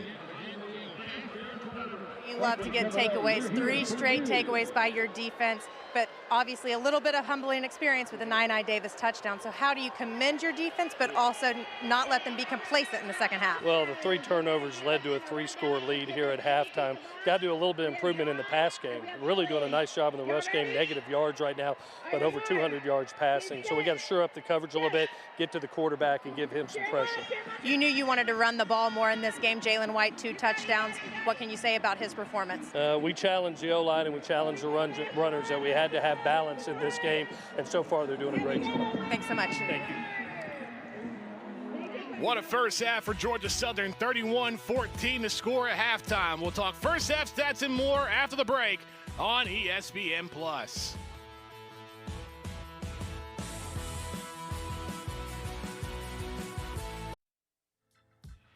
Moments away from the second half, kicking off inside Paulson Stadium. The Warhawks will get the ball after scoring a late touchdown to end the first half. It was Blake Murphy finding Nana Davis, and David, you heard from head coach Terry Bowden just trying to find some momentum going with two quarterbacks in Jaya Wright and Blake Murphy. They found success from Blake Murphy, 156 yards in the air and a touchdown. He's played great, but the -7 rushing yards, your ULM, this again, it's what you pride yourself on, but the Georgia Southern defense has held their hats high. Great job up front, and also some more explosive plays. They're averaging around 7 yards right now. They were averaging around 5 to 6 this season in the passing game, so that's another big jump. The Eagles also finding a balance and getting their running game going. Yeah. 127 yards led by Jalen White, 14 carries, 93 yards, 2 touchdowns. Blake Murphy in at quarterback to start for the Warhawks in the second half. On first down, he throws far side. Catch is made by Nana Davis. He gets pushed back to the initial line of scrimmage. Curious to see if they're just going to air it out, try and get back in this game. Clearly the running game is not going for you. We haven't even seen much of Isaiah Woolard. He only has 6 carries for 12 yards, excuse me. Woolard in at running back to the left of Murphy. And Hunter Smith is an explosive playmaker, but he hasn't really gotten the ball. Just 2 carries for 2 yards. Here is Woolard. Tried to push through across the 30, taken down at the 32. If you're head coach Terry Bowden, do you go with just one quarterback in Blake Murphy, or do you still switch it up trying to find some momentum between Murphy and Wright? From what I've seen from Blake Murphy, 11 for 15, 159 in the air with a touchdown. You got to keep going with him. He's also making a lot of plays with his feet on the outside. He's not doing anything wrong. 3rd and 3. They've got to convert on this 3rd down. Just 3 of 14 last week. 2 of 8 in the first half today. Murphy. Flag was out. False start on the right tackle. Yeah. Thank you, Tony Romo. Kedrell Lewis, the right tackle on the false start. Lewis, he got off that jump quick. It was clearly a second ahead. And plays like that, I mean, 3rd and 3, it's clearly a manageable 3rd down, but now the Eagles can pin their ears back and rush the passer. See the Eagles showing blitz. 5-man front. 4-man rush. Murphy throws in the middle. Has an open man and bugs Mortimer. Mortimer inside the 30. Tries to stay through multiple Eagles, and another big play from the Warhawks. Just layering the football right down the middle. Great protection from the O-line as well. And Bugs Mortimer, he's had a pretty good game. I think he could be the guy that steps up. That's now his 5th reception. Mortimer, a sophomore from Fort Lauderdale, Florida, only had 4 receptions entering this game. Had an increased role here today. He's got 97 yards, 5 receptions to be exact. Shows that the Warhawks are finding additional receivers to step up, as you mentioned, David. Play clock at 5. It's 1st down from the 19. Murphy sacked. Couldn't get past Marquez Watson-Trent. Eagles brought another rusher. See from the top of your screen, Watson-Trent. He's just looking for Murphy. He climbed up in the pocket too soon. He had time to wait. That's one of the most sure tacklers you're going to find in the Sun Belt, Marquez Watson-Trent. A loss of 4 as Murphy was taken down. However, good field position for the Warhawks, trying to find some momentum to start the second half. Murphy, far side, caught inside the 10, Nana Davis. Great scheme. 2 players jump to the bottom of this route. You see that, and it leaves a wide open gap. I believe it was Powell on the outside, and that's what you get whenever you're doubling a receiver. Somebody else is going to be open. That makes it 1st and goal from the 8.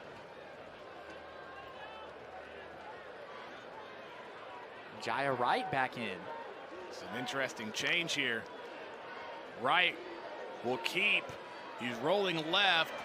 He's going to keep it rolling out of bounds. Seemed like he was potentially going to throw it to Nolan Quinlan in front before just electing to keep it himself. I don't like that. I get that Wright kind of provides some more beef. He's a bigger player. He can run between the tackles, but I mean, Blake Murphy is rolling. He can still use his legs at a high rate. You go from a 5'11 freshman in Blake Murphy to a 6'1 graduate in Wright. Maybe he's going for experience here to get some touchdowns. Yeah, but your quarterback's rolling. Second down. Wright throws to the end zone. One-on-one coverage. Incomplete. Demel Hickman was covering Tyrone Howe. Howe came down with the ball, but was out of bounds. Hickman was smothering him. Howe just runs a little fade route. Hickman doesn't even get his head turned around. Oh, he got that toe in. Quick challenge? Well, they're out of challenges. Oh, that's right. lost that challenge in the first half. And that's how it can play a factor deep in a game. Because that's when you wish you had a challenge to look at. Play clock winding down. 3rd and goal. Wright. Pressure. Gets out of it. Stays on his feet down the sideline. Now goes out. Isaac Walker was around. Alongside Kadri Jackson. That brings up 4th down for the Warhawks. And the Warhawks, I thought for a second they were going to stay out there and kick the field goal now. First time we'll see the field goal unit today. And again, I get that Jaya Wright has the experience and is the bigger player in the red zone, but Blake Murphy is balling. I mean, there's no way around it. He looks great. He's throwing the football at a high clip. It's hard for me to imagine why you would take him out. Jared McCormick on a 27-yard field goal attempt. Got it through. So the Warhawks do score on their opening drive. They take 4:22 off the clock in 8 plays. And within 2 touchdowns, Georgia Southern will get the ball when we come back. Actually, a 9-play, 65-yard drive, taking 4:57 off the clock. Eagles will get the football when we return on ESPN+.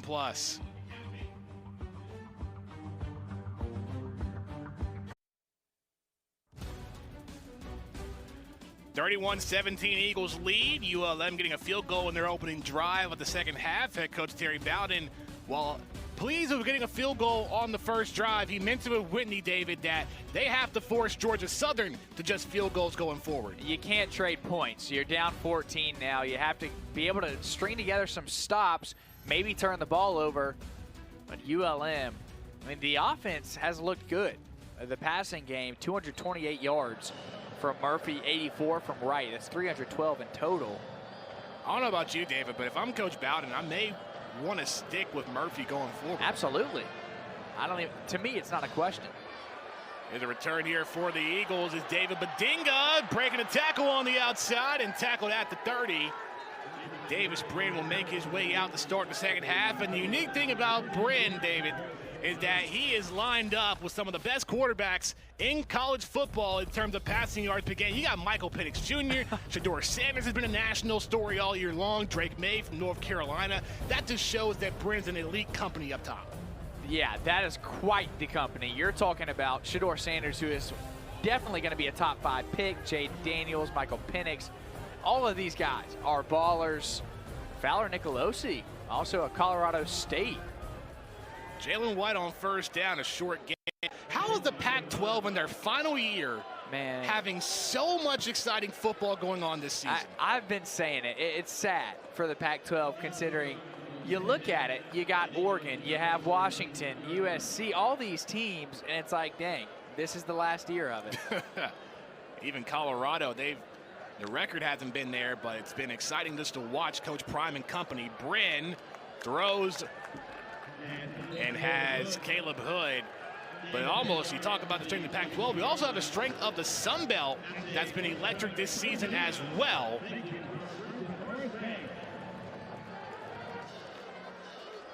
I mean, the Sun Belt has had some incredible matchups and some teams on a hot streak to start the season as well. And we heard Coach Bowden talk about how the Sun Belt is a miniature SEC conference and probably the premier group of 5 conference in football.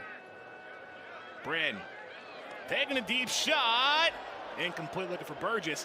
Whitney Hayworth has more on the Sun Belt Conference.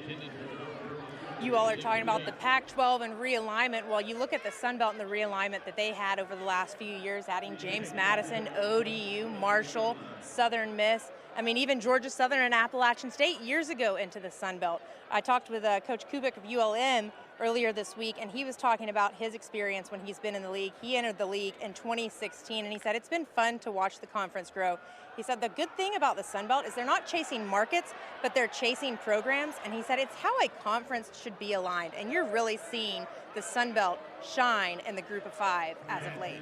Thanks for some trickery there from the Eagles. Incomplete pass by Bryn, but the last 6, 7, 8 years has been incredible for the Sun Belt in rebuilding and rebranding. Georgia Southern, App State joining at the same time in 2014. You had Georgia State in there, Coastal Carolina, Southern Miss, James Madison, Old Dominion. I mean, this has been a great season, and JMU's undefeated right now. They are really good. You want to talk about a great front four. JMU has it. They can get after the passer. Bryn on 3rd and 10, throws in the middle. And he has a man complete to Burgess, taken down or sliding down at the 45. And even the next game for Georgia Southern, the midweek matchup Thursday night against Georgia State. And what a season the Panthers have had. Yeah, Darren Granger is legit. He's a great quarterback. That's going to be a fun matchup right there. Yeah.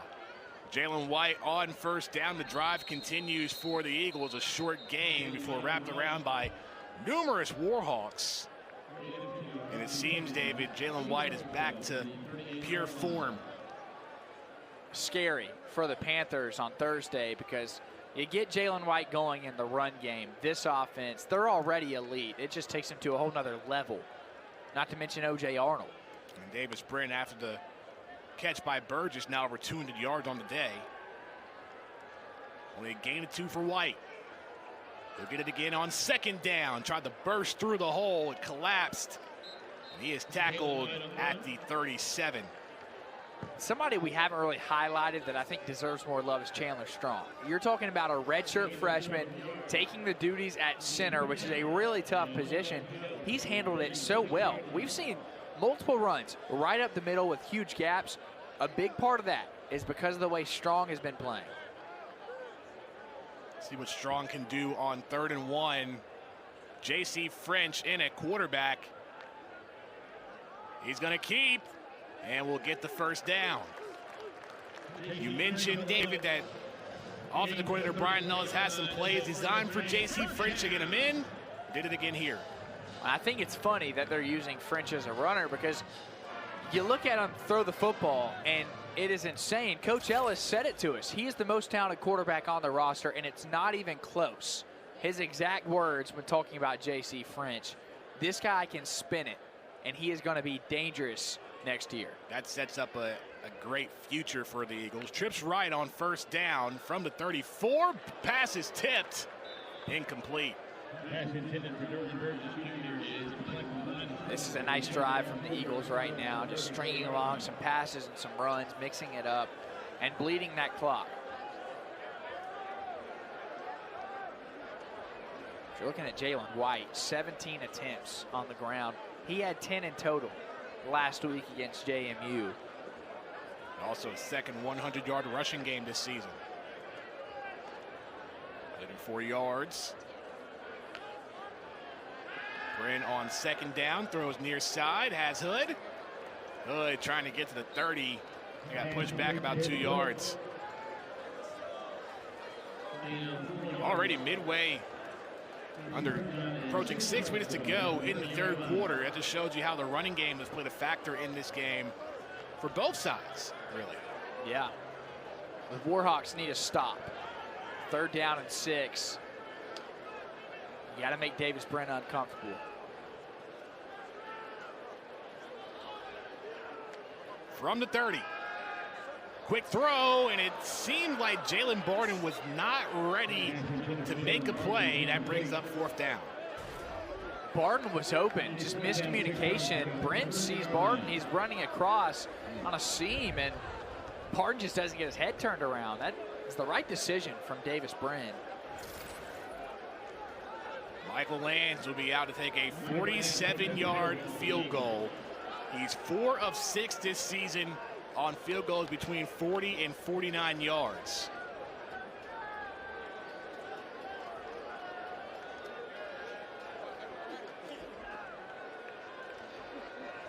From the right hash, and it's blocked. What a response from the Warhawks. They get a field goal offensively, and the defense steps up after a lengthy drive from the Eagles. It was a 12-play drive from Georgia Southern that gets halted and results in a blocked field goal. Well, look at Michael Batten. He just jumps over the lineman to get his hands on that one. Great anticipation, ULM. Big special teams play. Michael Batten batting down the football. ULM will get it back on offense after the break on ESPN+.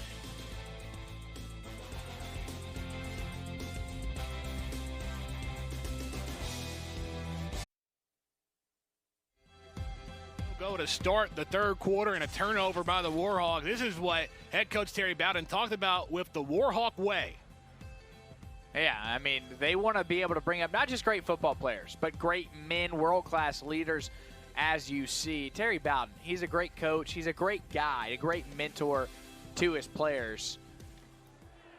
On first down, Murphy at quarterback lets it go, intercepted, no! Out of the hands of Watson Trent. And he may have gotten banged up there, couldn't hang on to the football. Very poor decision from Blake Murphy. You got to throw that ball out, and then Watson Trent on the ground. Good job evading Justin Rhodes, but there's 3 Eagles all in the same direction. You see Watson Trent took one right below the chest. I think he got the wind knocked out of him there. Yeah. Took a hard shot trying to hang on to the ball. It would have been the 4th turnover from the Eagles defense.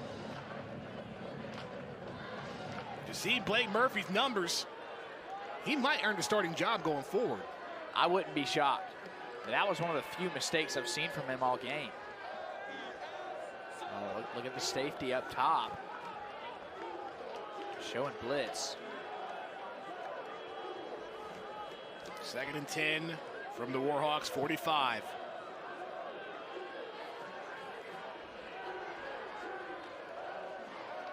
Murphy. Far side caught. Quinlan doesn't get back to the line of scrimmage. Loss of 1.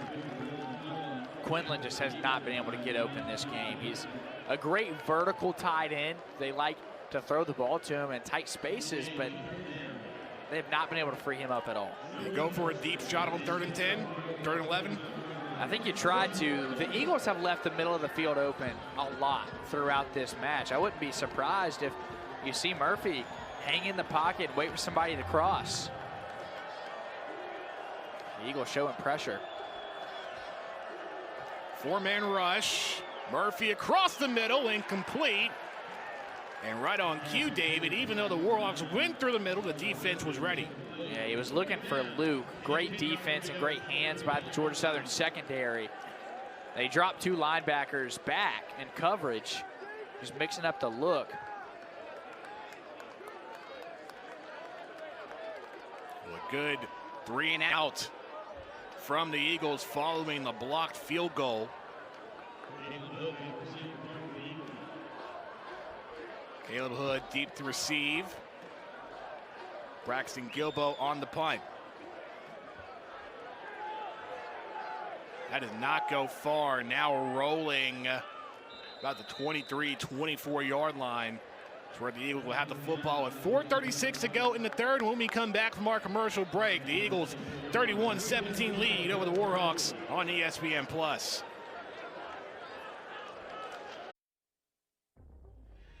There's a lot of veteran players on this Georgia Southern team to lead the way and wearing the number 0 jersey. This week it's left tackle Brian Miller. Whitney Hayworth has more.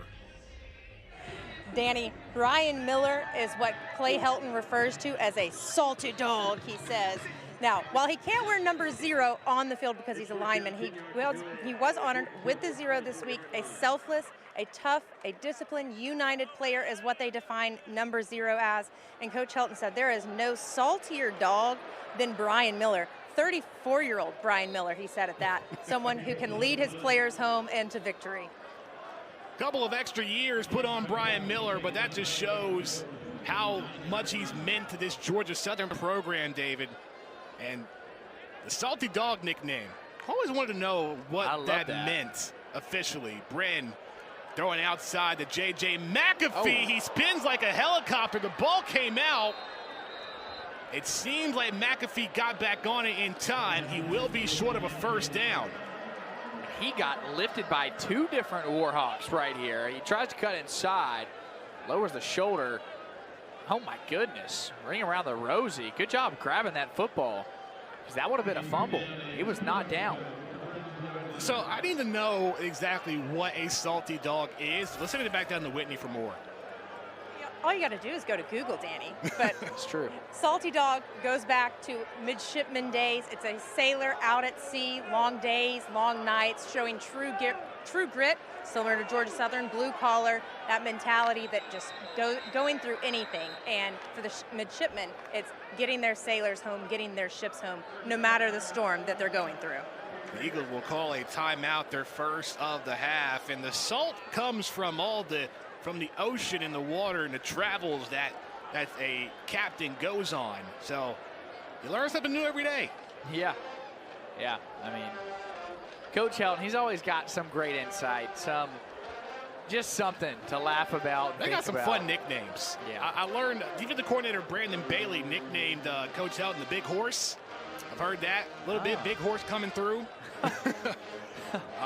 But no matter what, it just seems like Coach Helton in his year and a half, or midway through his second season, he has embodied the blue-collar Georgia Southern way and wanted to bring a standard of excellence, bring this program back to championships like they had in Division I AA. I think it's funny. You come from USC, Southern California, the glitz and glamour, down to Statesboro, Georgia, where it's rough and rowdy. We got to remember, Coach Helton's a Southern boy. Yeah, he is. He is. Yeah, coming back to his roots. I was about to say the same thing. Out of the timeout, 3rd and 2. Ball went out. What happened there? Well, Burgess just dropped it. It was a little bubble screen. Wow. Or rather, that might have been Cobb, but the receiver just dropped the football. That was Burgess. He had a drop pass in the end zone. That would have been that third touchdown after the third turnover, and it turned into a field goal. Yeah, that's right. Uncharacteristic from Burgess. So nothing going for the Eagles. Alex Smith back out to punt. Bugs Mortimer deep to receive.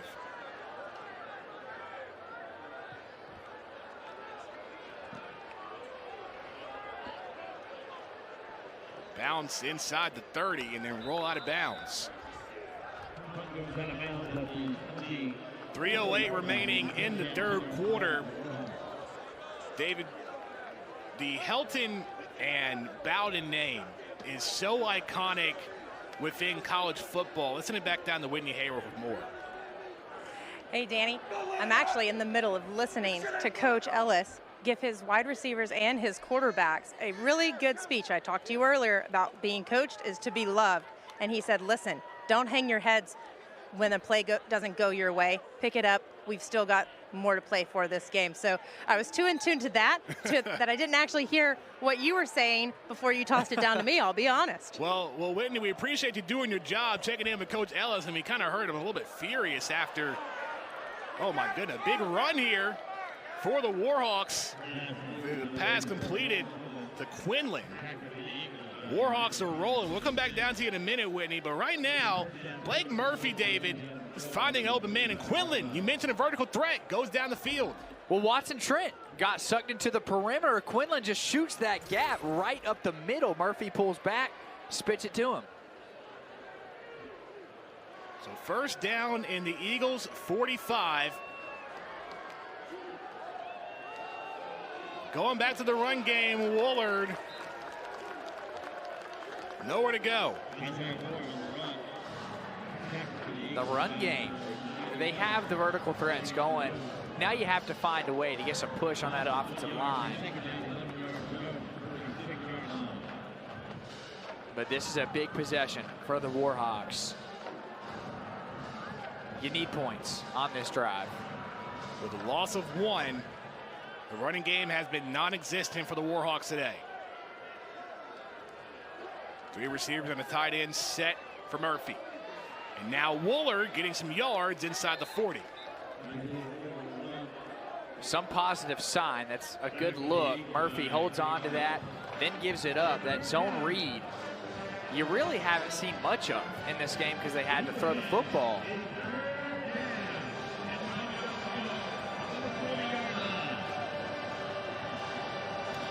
Under a minute and a half to go in the third. 3rd and 5 for the Warhawks. Keep your eye on the top of your screen. Tyrone Powell.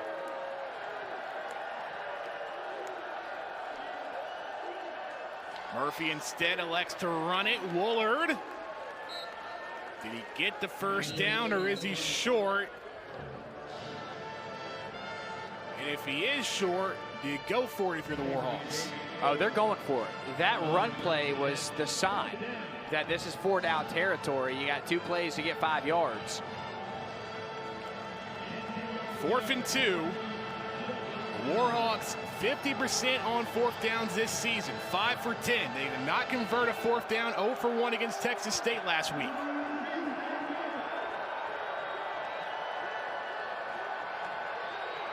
Murphy, oh my goodness, gets out of traffic, but the pass is incomplete.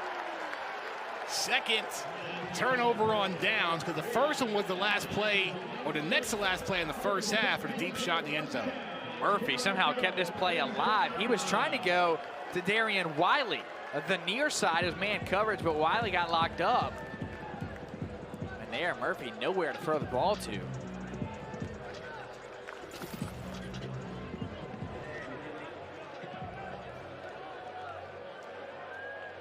So the Eagles will have 30 seconds here in the 3rd quarter.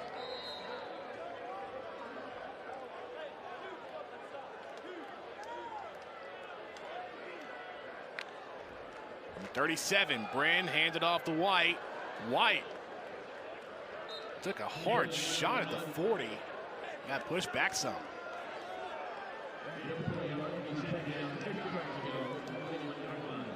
The 18th carry for White.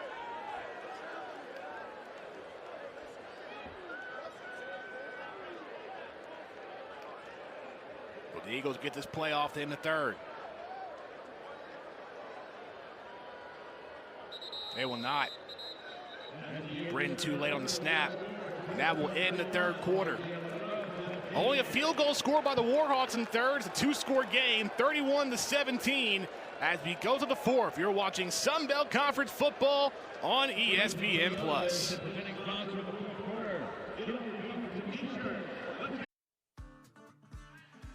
Beautiful aerial view of the prettiest little stadium in America, Paulson Stadium, as the 4th quarter set to begin between Georgia Southern and ULM. 31-17.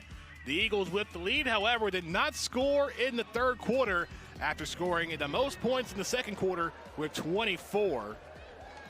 The Eagles will have the football at the 41. It's 2nd down and 6. Davis Brin.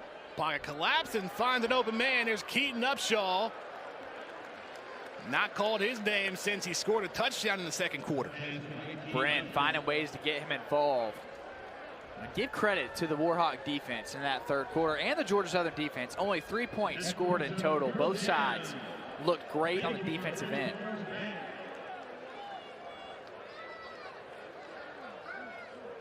The main thing is, can Georgia Southern maintain this lead in the 4th and close this one out with a win?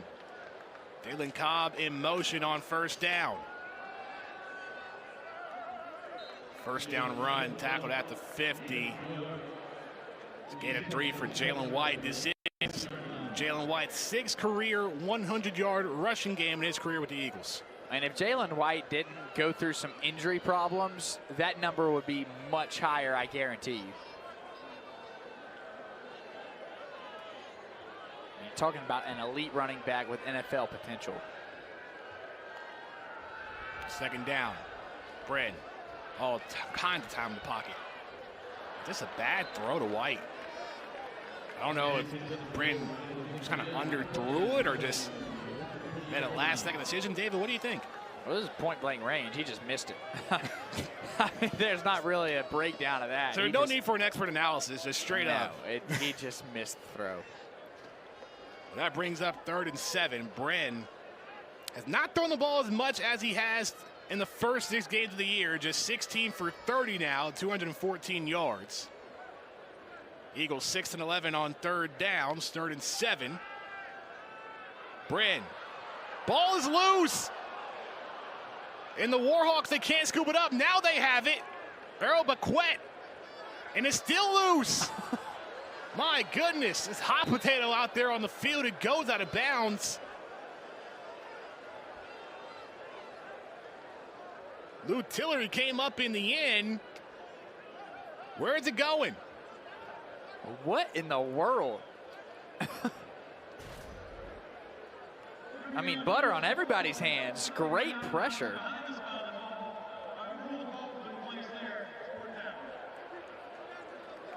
It goes back to the Eagles because at the end, it went out of bounds. But the Eagles are still got the punt here. That's unfortunate for ULM. You could have had great field position. Just jump on the football. They're trying to take it back for a touchdown. Just jump on the football. That's a big-time mistake. Trying to make an impact play. They are, like, but trying to go for a scoop and score. You can have the ball on Georgia Southern's 32-yard line. You jump on the football. That hurts. You can kind of say the offense has been non-existent for the Eagles in the second half as Alex Smith boots that one deep. Mortimer recovers, and he gets tripped up. And he's frustrated. He thought he had a big run.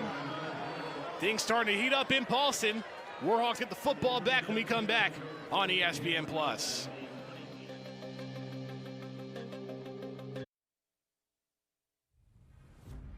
A lot of history between the Bowdens and the Helton. Listen down to Whitney Hayworth to learn more.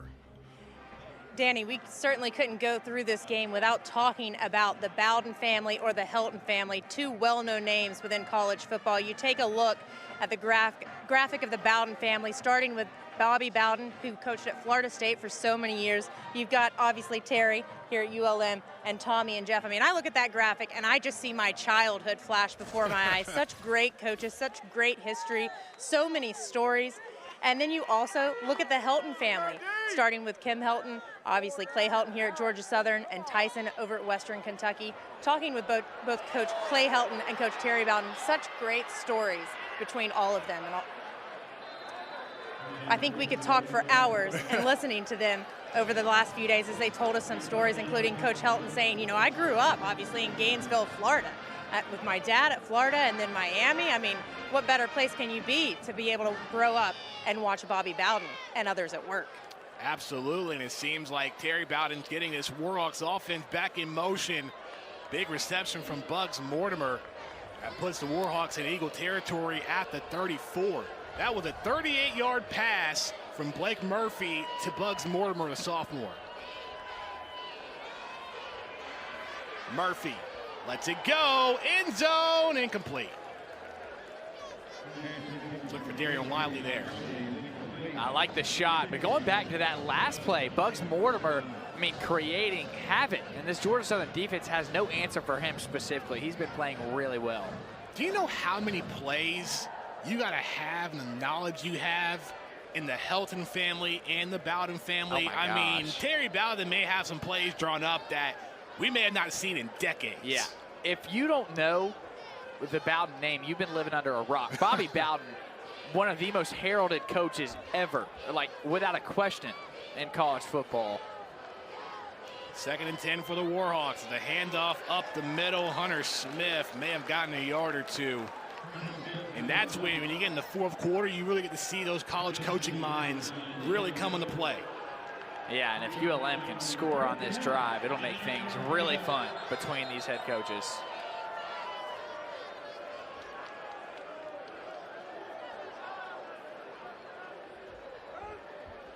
Timeout was called.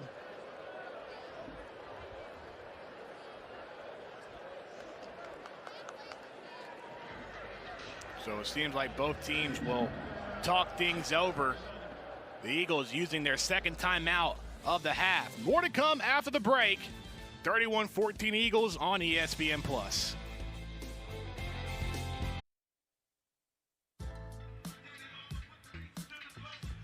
Back on ESPN+, ULM on 3rd down and 9, trying to make it a one-score game. And the passing game has been excellent with 3 receivers with new career highs today, David. They got multiple options to go to. Bugs Mortimer has had a great game. He has 81 yards after the catch. That's the kind of speed he has. Nine Davis and Albert Luke also getting involved, and it's helped out because Tyrone Powell, as we mentioned, he's been getting bracketed and doubled throughout this game. Mainly led by the freshman quarterback, Blake Murphy. They stay with Murphy on 3rd down. And the pass is batted away. Couldn't catch it. And it will be ruled incomplete. Well, it's better that Murphy didn't catch that. That would have set him back a while. At least here, with incompletion, you have a chance for a field goal. It's going to be a deep field goal. 50 yards on the money. You see Lodge fall. The ball going off of his left shoulder pad. So this will be the longest field goal in Derek McCormick. A 50-yarder.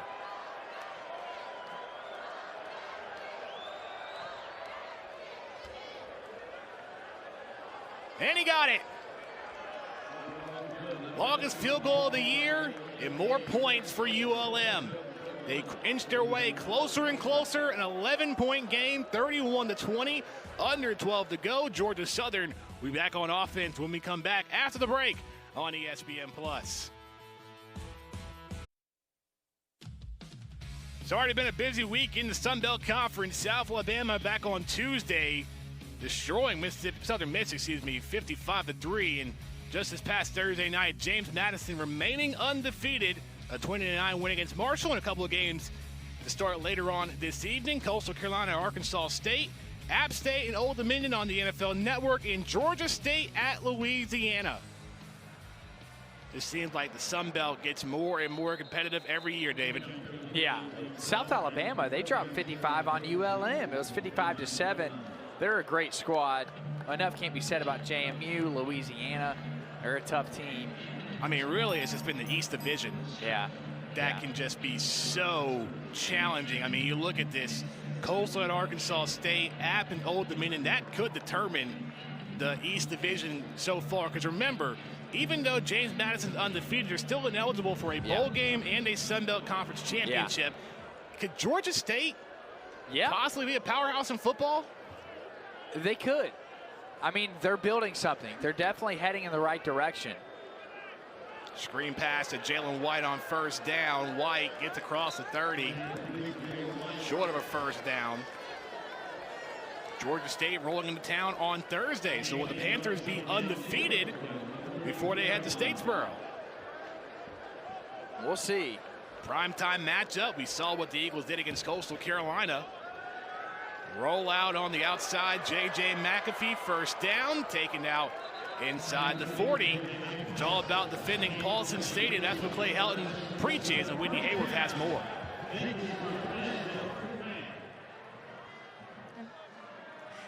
With 11:20 left in the 4th quarter, Georgia Southern has a little bit more work to do to defend Paulson, where they are 3-0 this season. Clay Helton stresses how important the crowd can play into the game.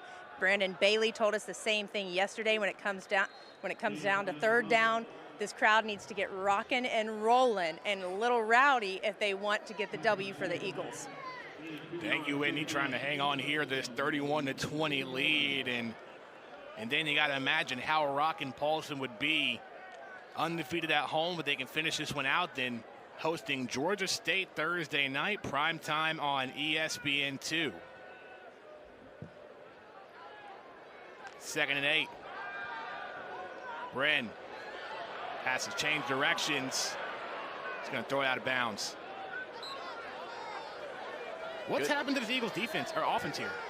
Well, ULM has been much better up front. They're not giving up those big runs that they were in the 1st half. And really, there's not a lot of space for the receivers to go. Davis Brin, he has time in the pocket, but quickly tries to scramble out because nobody's open, and that's a shot. Usually there's a lot of receivers open for Georgia Southern.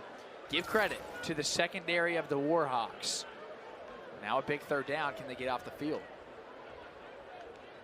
50% on third down today. On third and long. Brin, he gets sacked.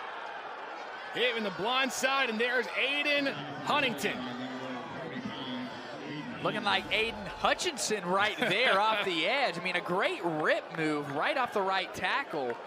Huntington, he can really wreak havoc. He is a nasty edge rusher when he gets to it. Transferred from Kent State. He had 2.5 sacks coming into this game.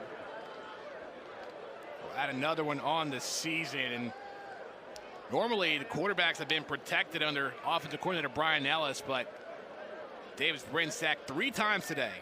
It's Alex Smith on the punt. Mortimer back to receive. That will get an Eagle bounce inside the 20.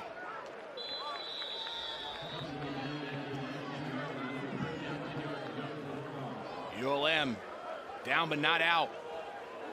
Their schedule is going to be challenging going forward. They'll return home.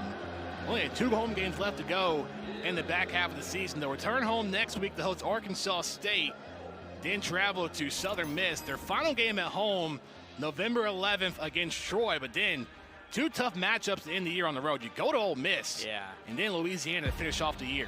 Ole Miss, that one's going to be tough. Jackson Dart is no joke. You get to see Butch Jones against Arkansas State, their next matchup. I've always been so intrigued with where you placed your 4th non-conference game of the year as the pass is caught on the outside on first down. Alred Luke making the reception. Because Georgia Southern started off their first 4 games of the season with all 4 of the non-conference games. Yeah. Normally some teams will play 3 in the beginning of the year and will have 1 reserved towards the end of the season. But I don't know. I think it's more beneficial to have it at the beginning of the year than nothing but conference games from here on out. Yeah, I agree. Second down run. Short gain for Isaiah Woolard. If you were a coach, David, where would you want to have your 4th non-conference game? At the beginning of the year or near the end? I wouldn't want it near the end. I think it'd be fine maybe in the middle of the season, maybe game 7 or so. I wouldn't want it at the tail end of my season at all. 3rd and 4. Murphy gets out of trouble, and it's incomplete. Good coverage from Demel Hickman on Darian Wiley. That brings up 4th down. A great 3 and out from the Eagles defense. 3 of 14 again. That's the same number they were at last week in 3rd down conversions. If ULM strings together some 3rd down conversions, this game would look so much different. Their defense is playing great. Shout out to Demel Hickman. But they need points. I mean, the time is dwindling away. It's only a matter of time until the Eagles start to get something going. Keep an eye out for a fake here. Braxton Gilbo on the punt. Caleb Hood to receive. He indeed boots this one deep. Wow. Going all the way back, but that will go in the end zone. So the Eagles will start the ball at the 20. So in the second half of the season for Georgia Southern, we talked about the primetime matchup Thursday night against Georgia State here at Paulson Stadium. A matchup on ESPN2. And then the final 4 games of the season is going to be a challenge because last season in Clay Helton's first year, they went 1-3 in the month of November. Still were able to get bowl eligible, but with 3 of your 4 games on the road, Texas State, Marshall, then you host Old Dominion Senior Day, and then you got to go to App State, which it's a tough place to play at Kid Brewer.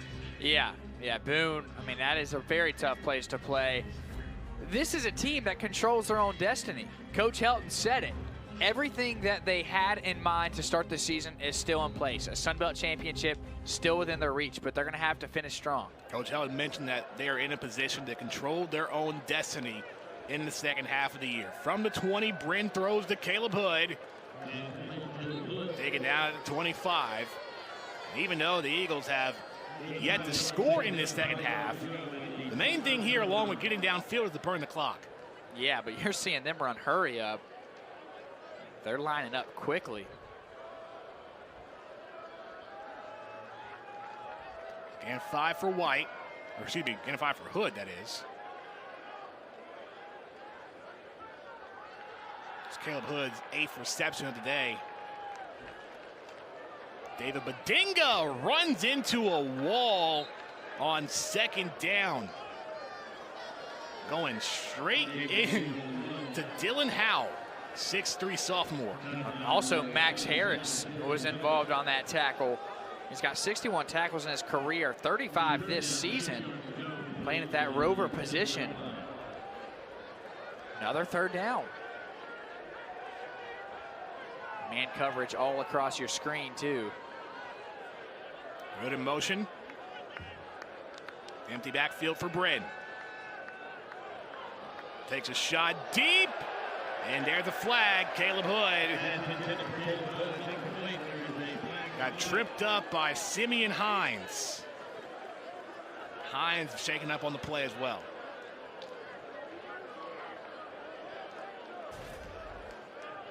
You see Brin gets through his progressions, throws it up, and Hines, yeah, he just trips him.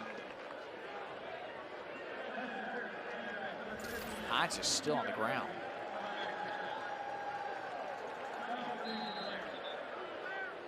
It is pass interference. And we are going to step aside for a moment. Simeon Hines will that'll be just an injury timeout. We'll stay right here on ESPN Plus. And you could tell the field judge, Clay Brownlee, saw it pretty clear on that pass interference call. Yeah, it was an obvious call. You just hope Hines is okay. He took an awkward stumble. Sophomore from Broward County, Florida.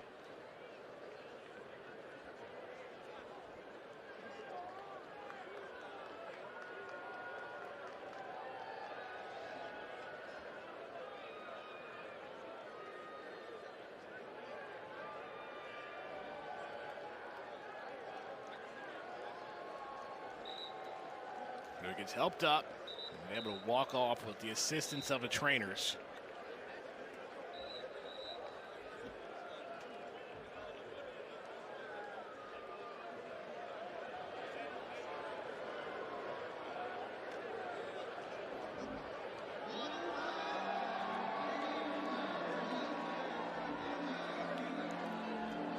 So it will be 1st and 10 following the PI call for the Eagles.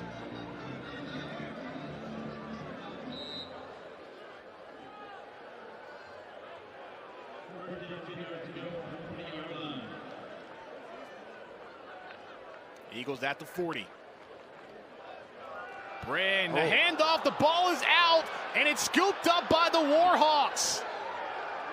In the red zone, Earl Bequette.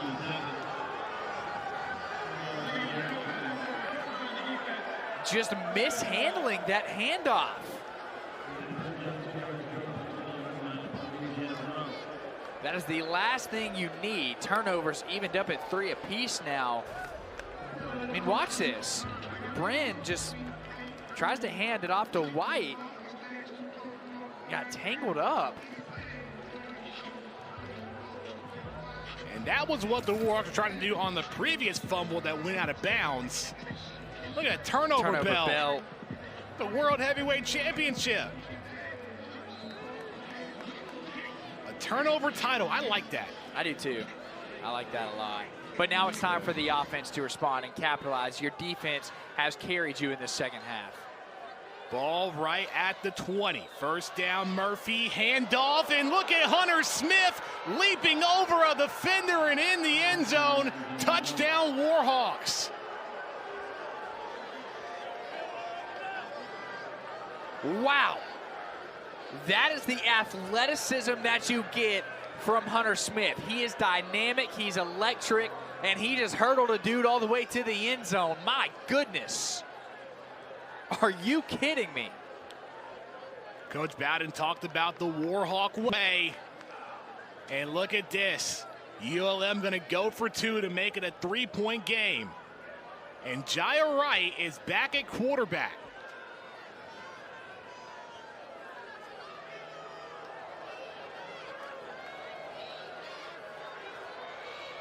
Huge 2-point conversion for ULM. Right under center. It's a reverse. Mortimer thought about throwing. He'll keep. And it's a 3-point game. What a second half turnaround for ULM. 6:52 to go in the game. 31-28. The Warhawks have scored 19 unanswered points since the second quarter. This game is not over yet. More to come after the break. Under 7 minutes to play on ESPN+.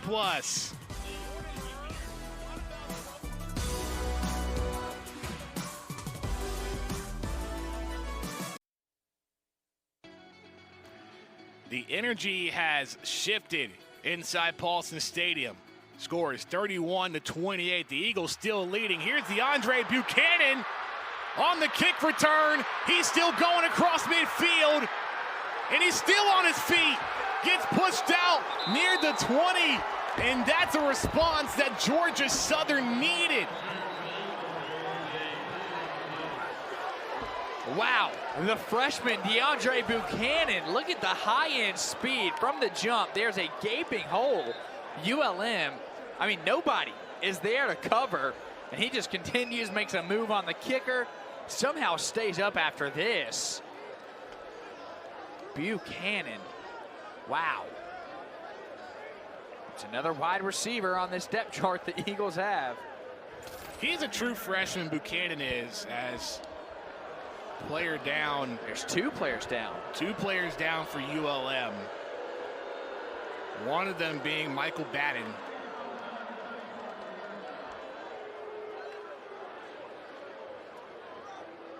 And it's going back. A penalty. I didn't see a flag.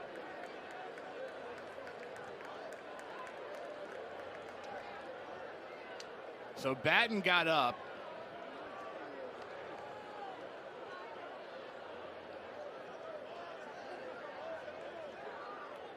I mean, this game, David, is just, it's almost been like a tale of 2 halves. Absolutely. But you can't make out what number that is.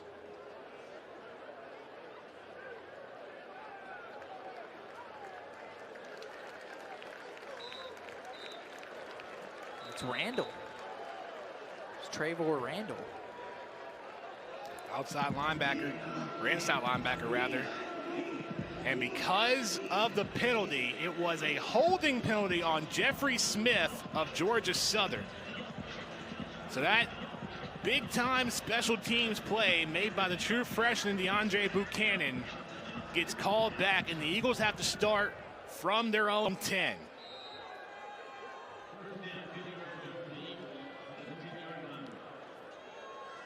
Under 6:40 to go in regulation. Brent on first down, gives it to Jalen White.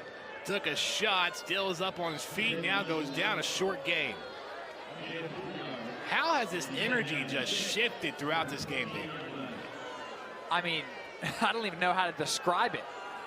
A lot of the students have left. Georgia Southern, it doesn't feel like there's any energy. 2nd and 6. White gets stuck. I mean, these last 5, 6, 7 drives for Georgia Southern have come up to nothing. I mean, just take a look at this. Since the Eagles had that spark in the second quarter where they scored 24 points, they just hadn't, and we're going to show that graphic here after this play, but just not the offense that Eagles head coach Clay Helton or offensive coordinator Brian Ellis wants to see. The passing game has not been good today either. So first down. A short gain once again. Gain of 2 from White.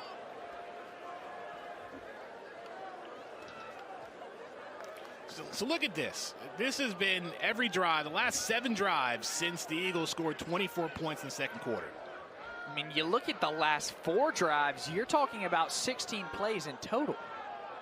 I mean, 2 3-and-outs and 2 5-play drives, one with -5 yards. Bryn throws near side the hood, taken down at 25. Correction, Jalen Barden making the catch there. Bring up 3rd and short. This is crucial. 3rd and short. I expect ULM to pack the box. So look at this. The Eagles with 2 tight ends as well. Evan Lester and Keaton Upshaw. Lester in motion on 3rd and 3. White. Did he get the first down? Yes, he did. Under 4.5 minutes to go. At this point, if you're Georgia Southern, you got to burn the clock. Yeah, you can tell Coach Ellis' mindset has completely shifted. He's seen enough. There's been too many mental mistakes, too many errors. They're giving the ball to their best player, Jalen White. And White, 24 carries now, 25 carries instead, 119 yards and his 2 touchdowns on the day. 3 receivers near side for Bryn. White, big hole, bounces outside, inside the 30, and pushed out by about the 22-yard line, and that's why Jalen White is RB1 in this Eagles offense. He turned on the afterburners here, inside zone. You got the guard pulling and Pishon Wembley. Didn't even have anybody to block. Caleb Hood, good job on the perimeter. White does the rest. 45-yard gain for the senior White. Eagles in Warhawk territory at the 24. Bryn, rather it's French that will dump it out to Burgess. He gets taken down. So that's the first time we've seen J.C. French throw the ball since coming in a couple of times in this game. Keep in mind, ULM does have 3 timeouts. So really, as Coach Bowden mentioned at halftime with Whitney, you got to limit the Eagles to a field goal here or still rely on your defense. Absolutely. I mean, that's all you're looking for is holding Georgia Southern to a field goal. Need to force a 3rd and long. Play clock winding down, 2nd and 8. Bryn throws, intercepted.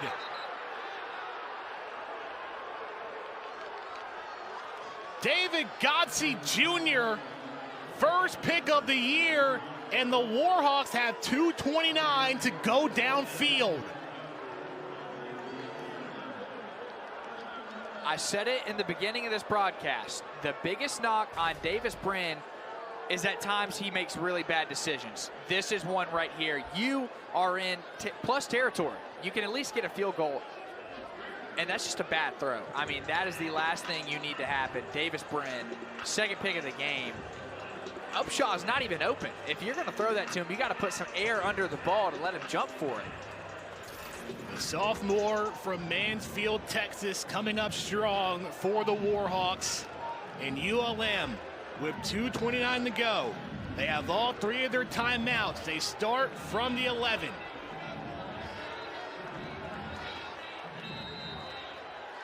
Can this Eagles defense step up from the first half?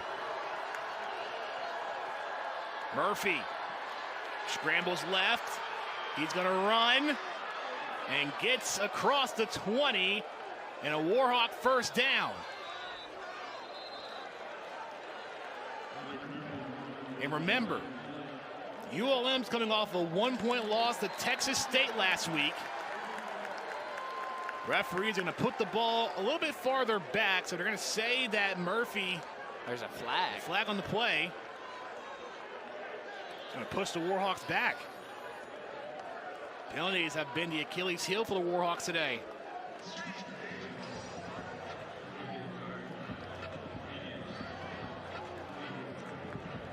It's all up to Blake Murphy now. you're down by 3 points. Jaya Wright actually into the game. Going with your veteran leader in what could be a game-winning drive for the Warhawks if they execute. 1st and 15 from the 6. Pass is complete. Gary Wiley stopped at about the 9-yard line. Make it a 10. Well, Wright just kept that one. Now the right, excuse me. Quarterback draw. Excuse me. And the Warhawks used their first time out.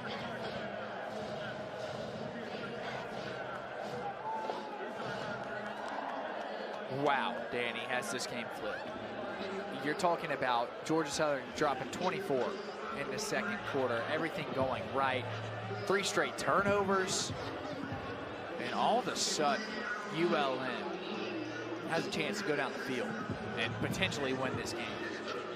Warhawks offensive coordinator Matt Kubik spoke with us about the 4-minute situation in a 2-minute drill that can win or lose a ball game. And you look what happened last week. It was 21-20 Texas State. The Warhawks are moving down the field. An offensive pass interference call pushed them back, and they ran out of time. It's almost like a repeat here. David. Yeah, I mean, you're taking the words right out of my mouth. You can't line it up any better for ULM as far as, look, we've lost 2 games by 1 point. Now's our chance to turn the tide. Murphy back at quarterback, 2nd down, intercepted by the Eagles. Tyrell Davis takes it to the house for a pick 6.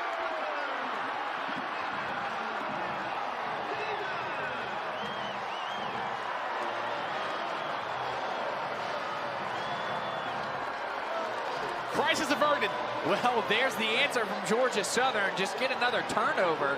This defense is carrying the Eagles right now. Wow. Tyrell Davis taking it to the house. His first interception of the year. And it turns into 6 for the Eagles. And what looked like ULM had a chance to control their destiny and go down the field. Murphy, an interception. This Eagles defense staying strong. 4 turnovers. PAT is good by Lance. It is a 10-point Eagles lead again. 38-28 with 1:50 to go. That is a tough pill to swallow if you're Coach Bowden. But watch this. I mean, Murphy, it's the right read. He has an open receiver, but it's too high, and it's easily picked. Davis doesn't even have to move. Yeah, blockers out in front. That's just a missed throw by Blake Murphy. He airmailed it. I like how you see here DeMel Hickman was pointing at Kadri Jackson saying go, because Kadri was excited after that pick. Yeah, he'll lead the cavalry at that point. Man, this has been a wild game. That's the first touchdown for the Eagles in the 2nd half, mind you. Comes from the defense.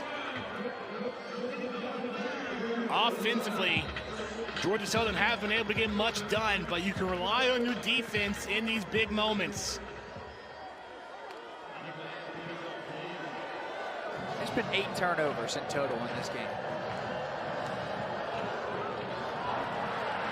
Shows how the defense have been playing in this one. Mortimer will return this one for the Warhawks. Tried to go a different direction, and he gets tackled. Evan Lester able to get a shoestring tackle on Bucks Mortimer.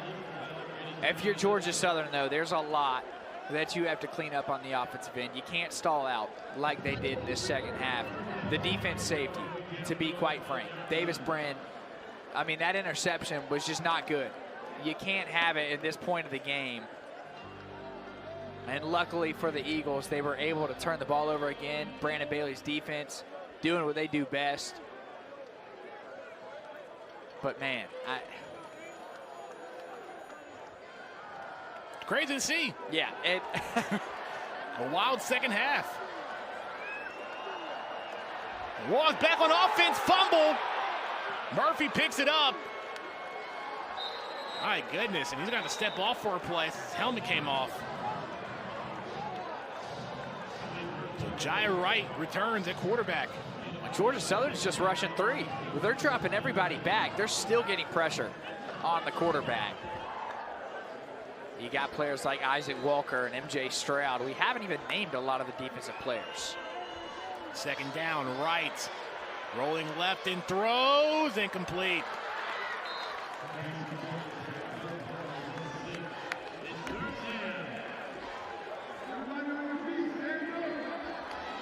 Third and 9.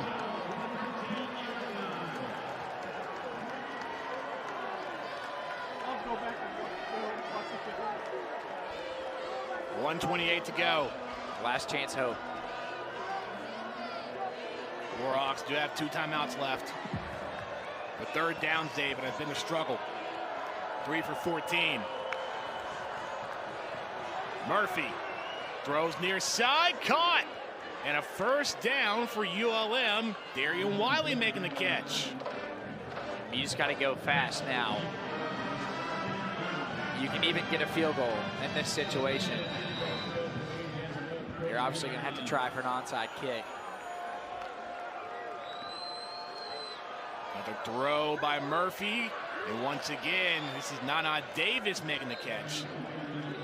Davis, Mortimer, and Howell having career performances. Or excuse me, it's Mortimer, Davis, and Alfred Luke. But a penalty once again. Going to push the Warhawks back.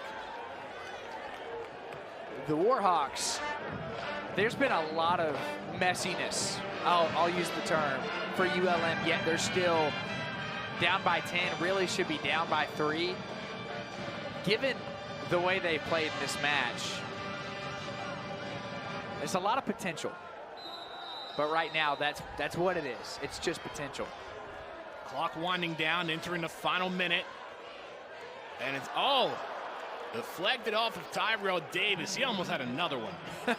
He wanted his second. Had a little bit of a shot on the receiver, too.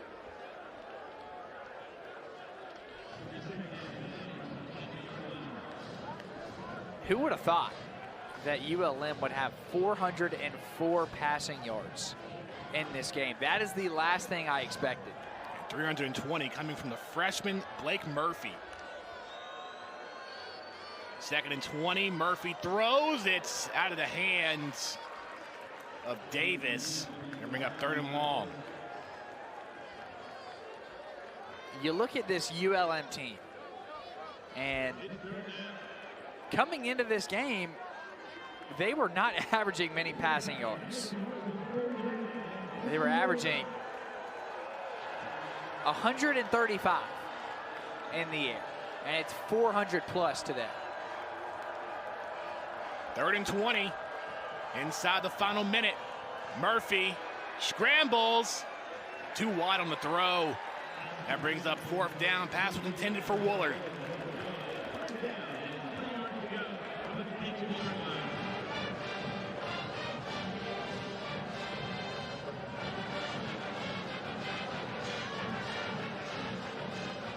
Final chance for ULM.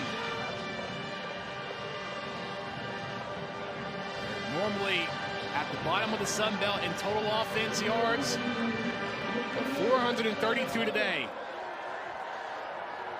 With 4 turnovers. Can ULM keep this drive going? Play clock winding down.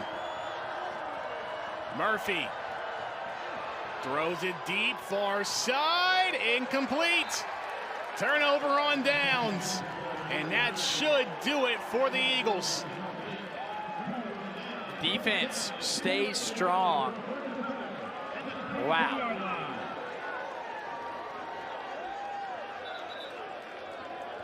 I mean, Blake Murphy, thrown into this position, has performed amazing.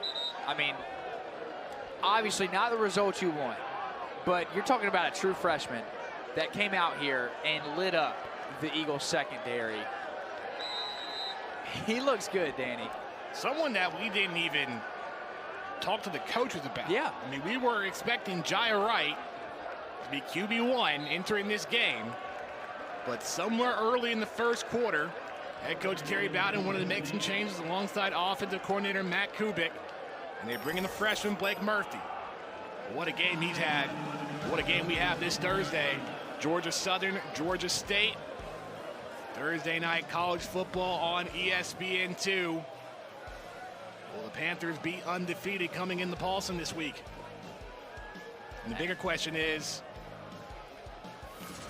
how will they fare against an Eagles team that will remain undefeated inside Paulson Stadium? The clock winds down. Georgia Southern hangs on homecoming. A 38-28 win over the ULM Warhawks.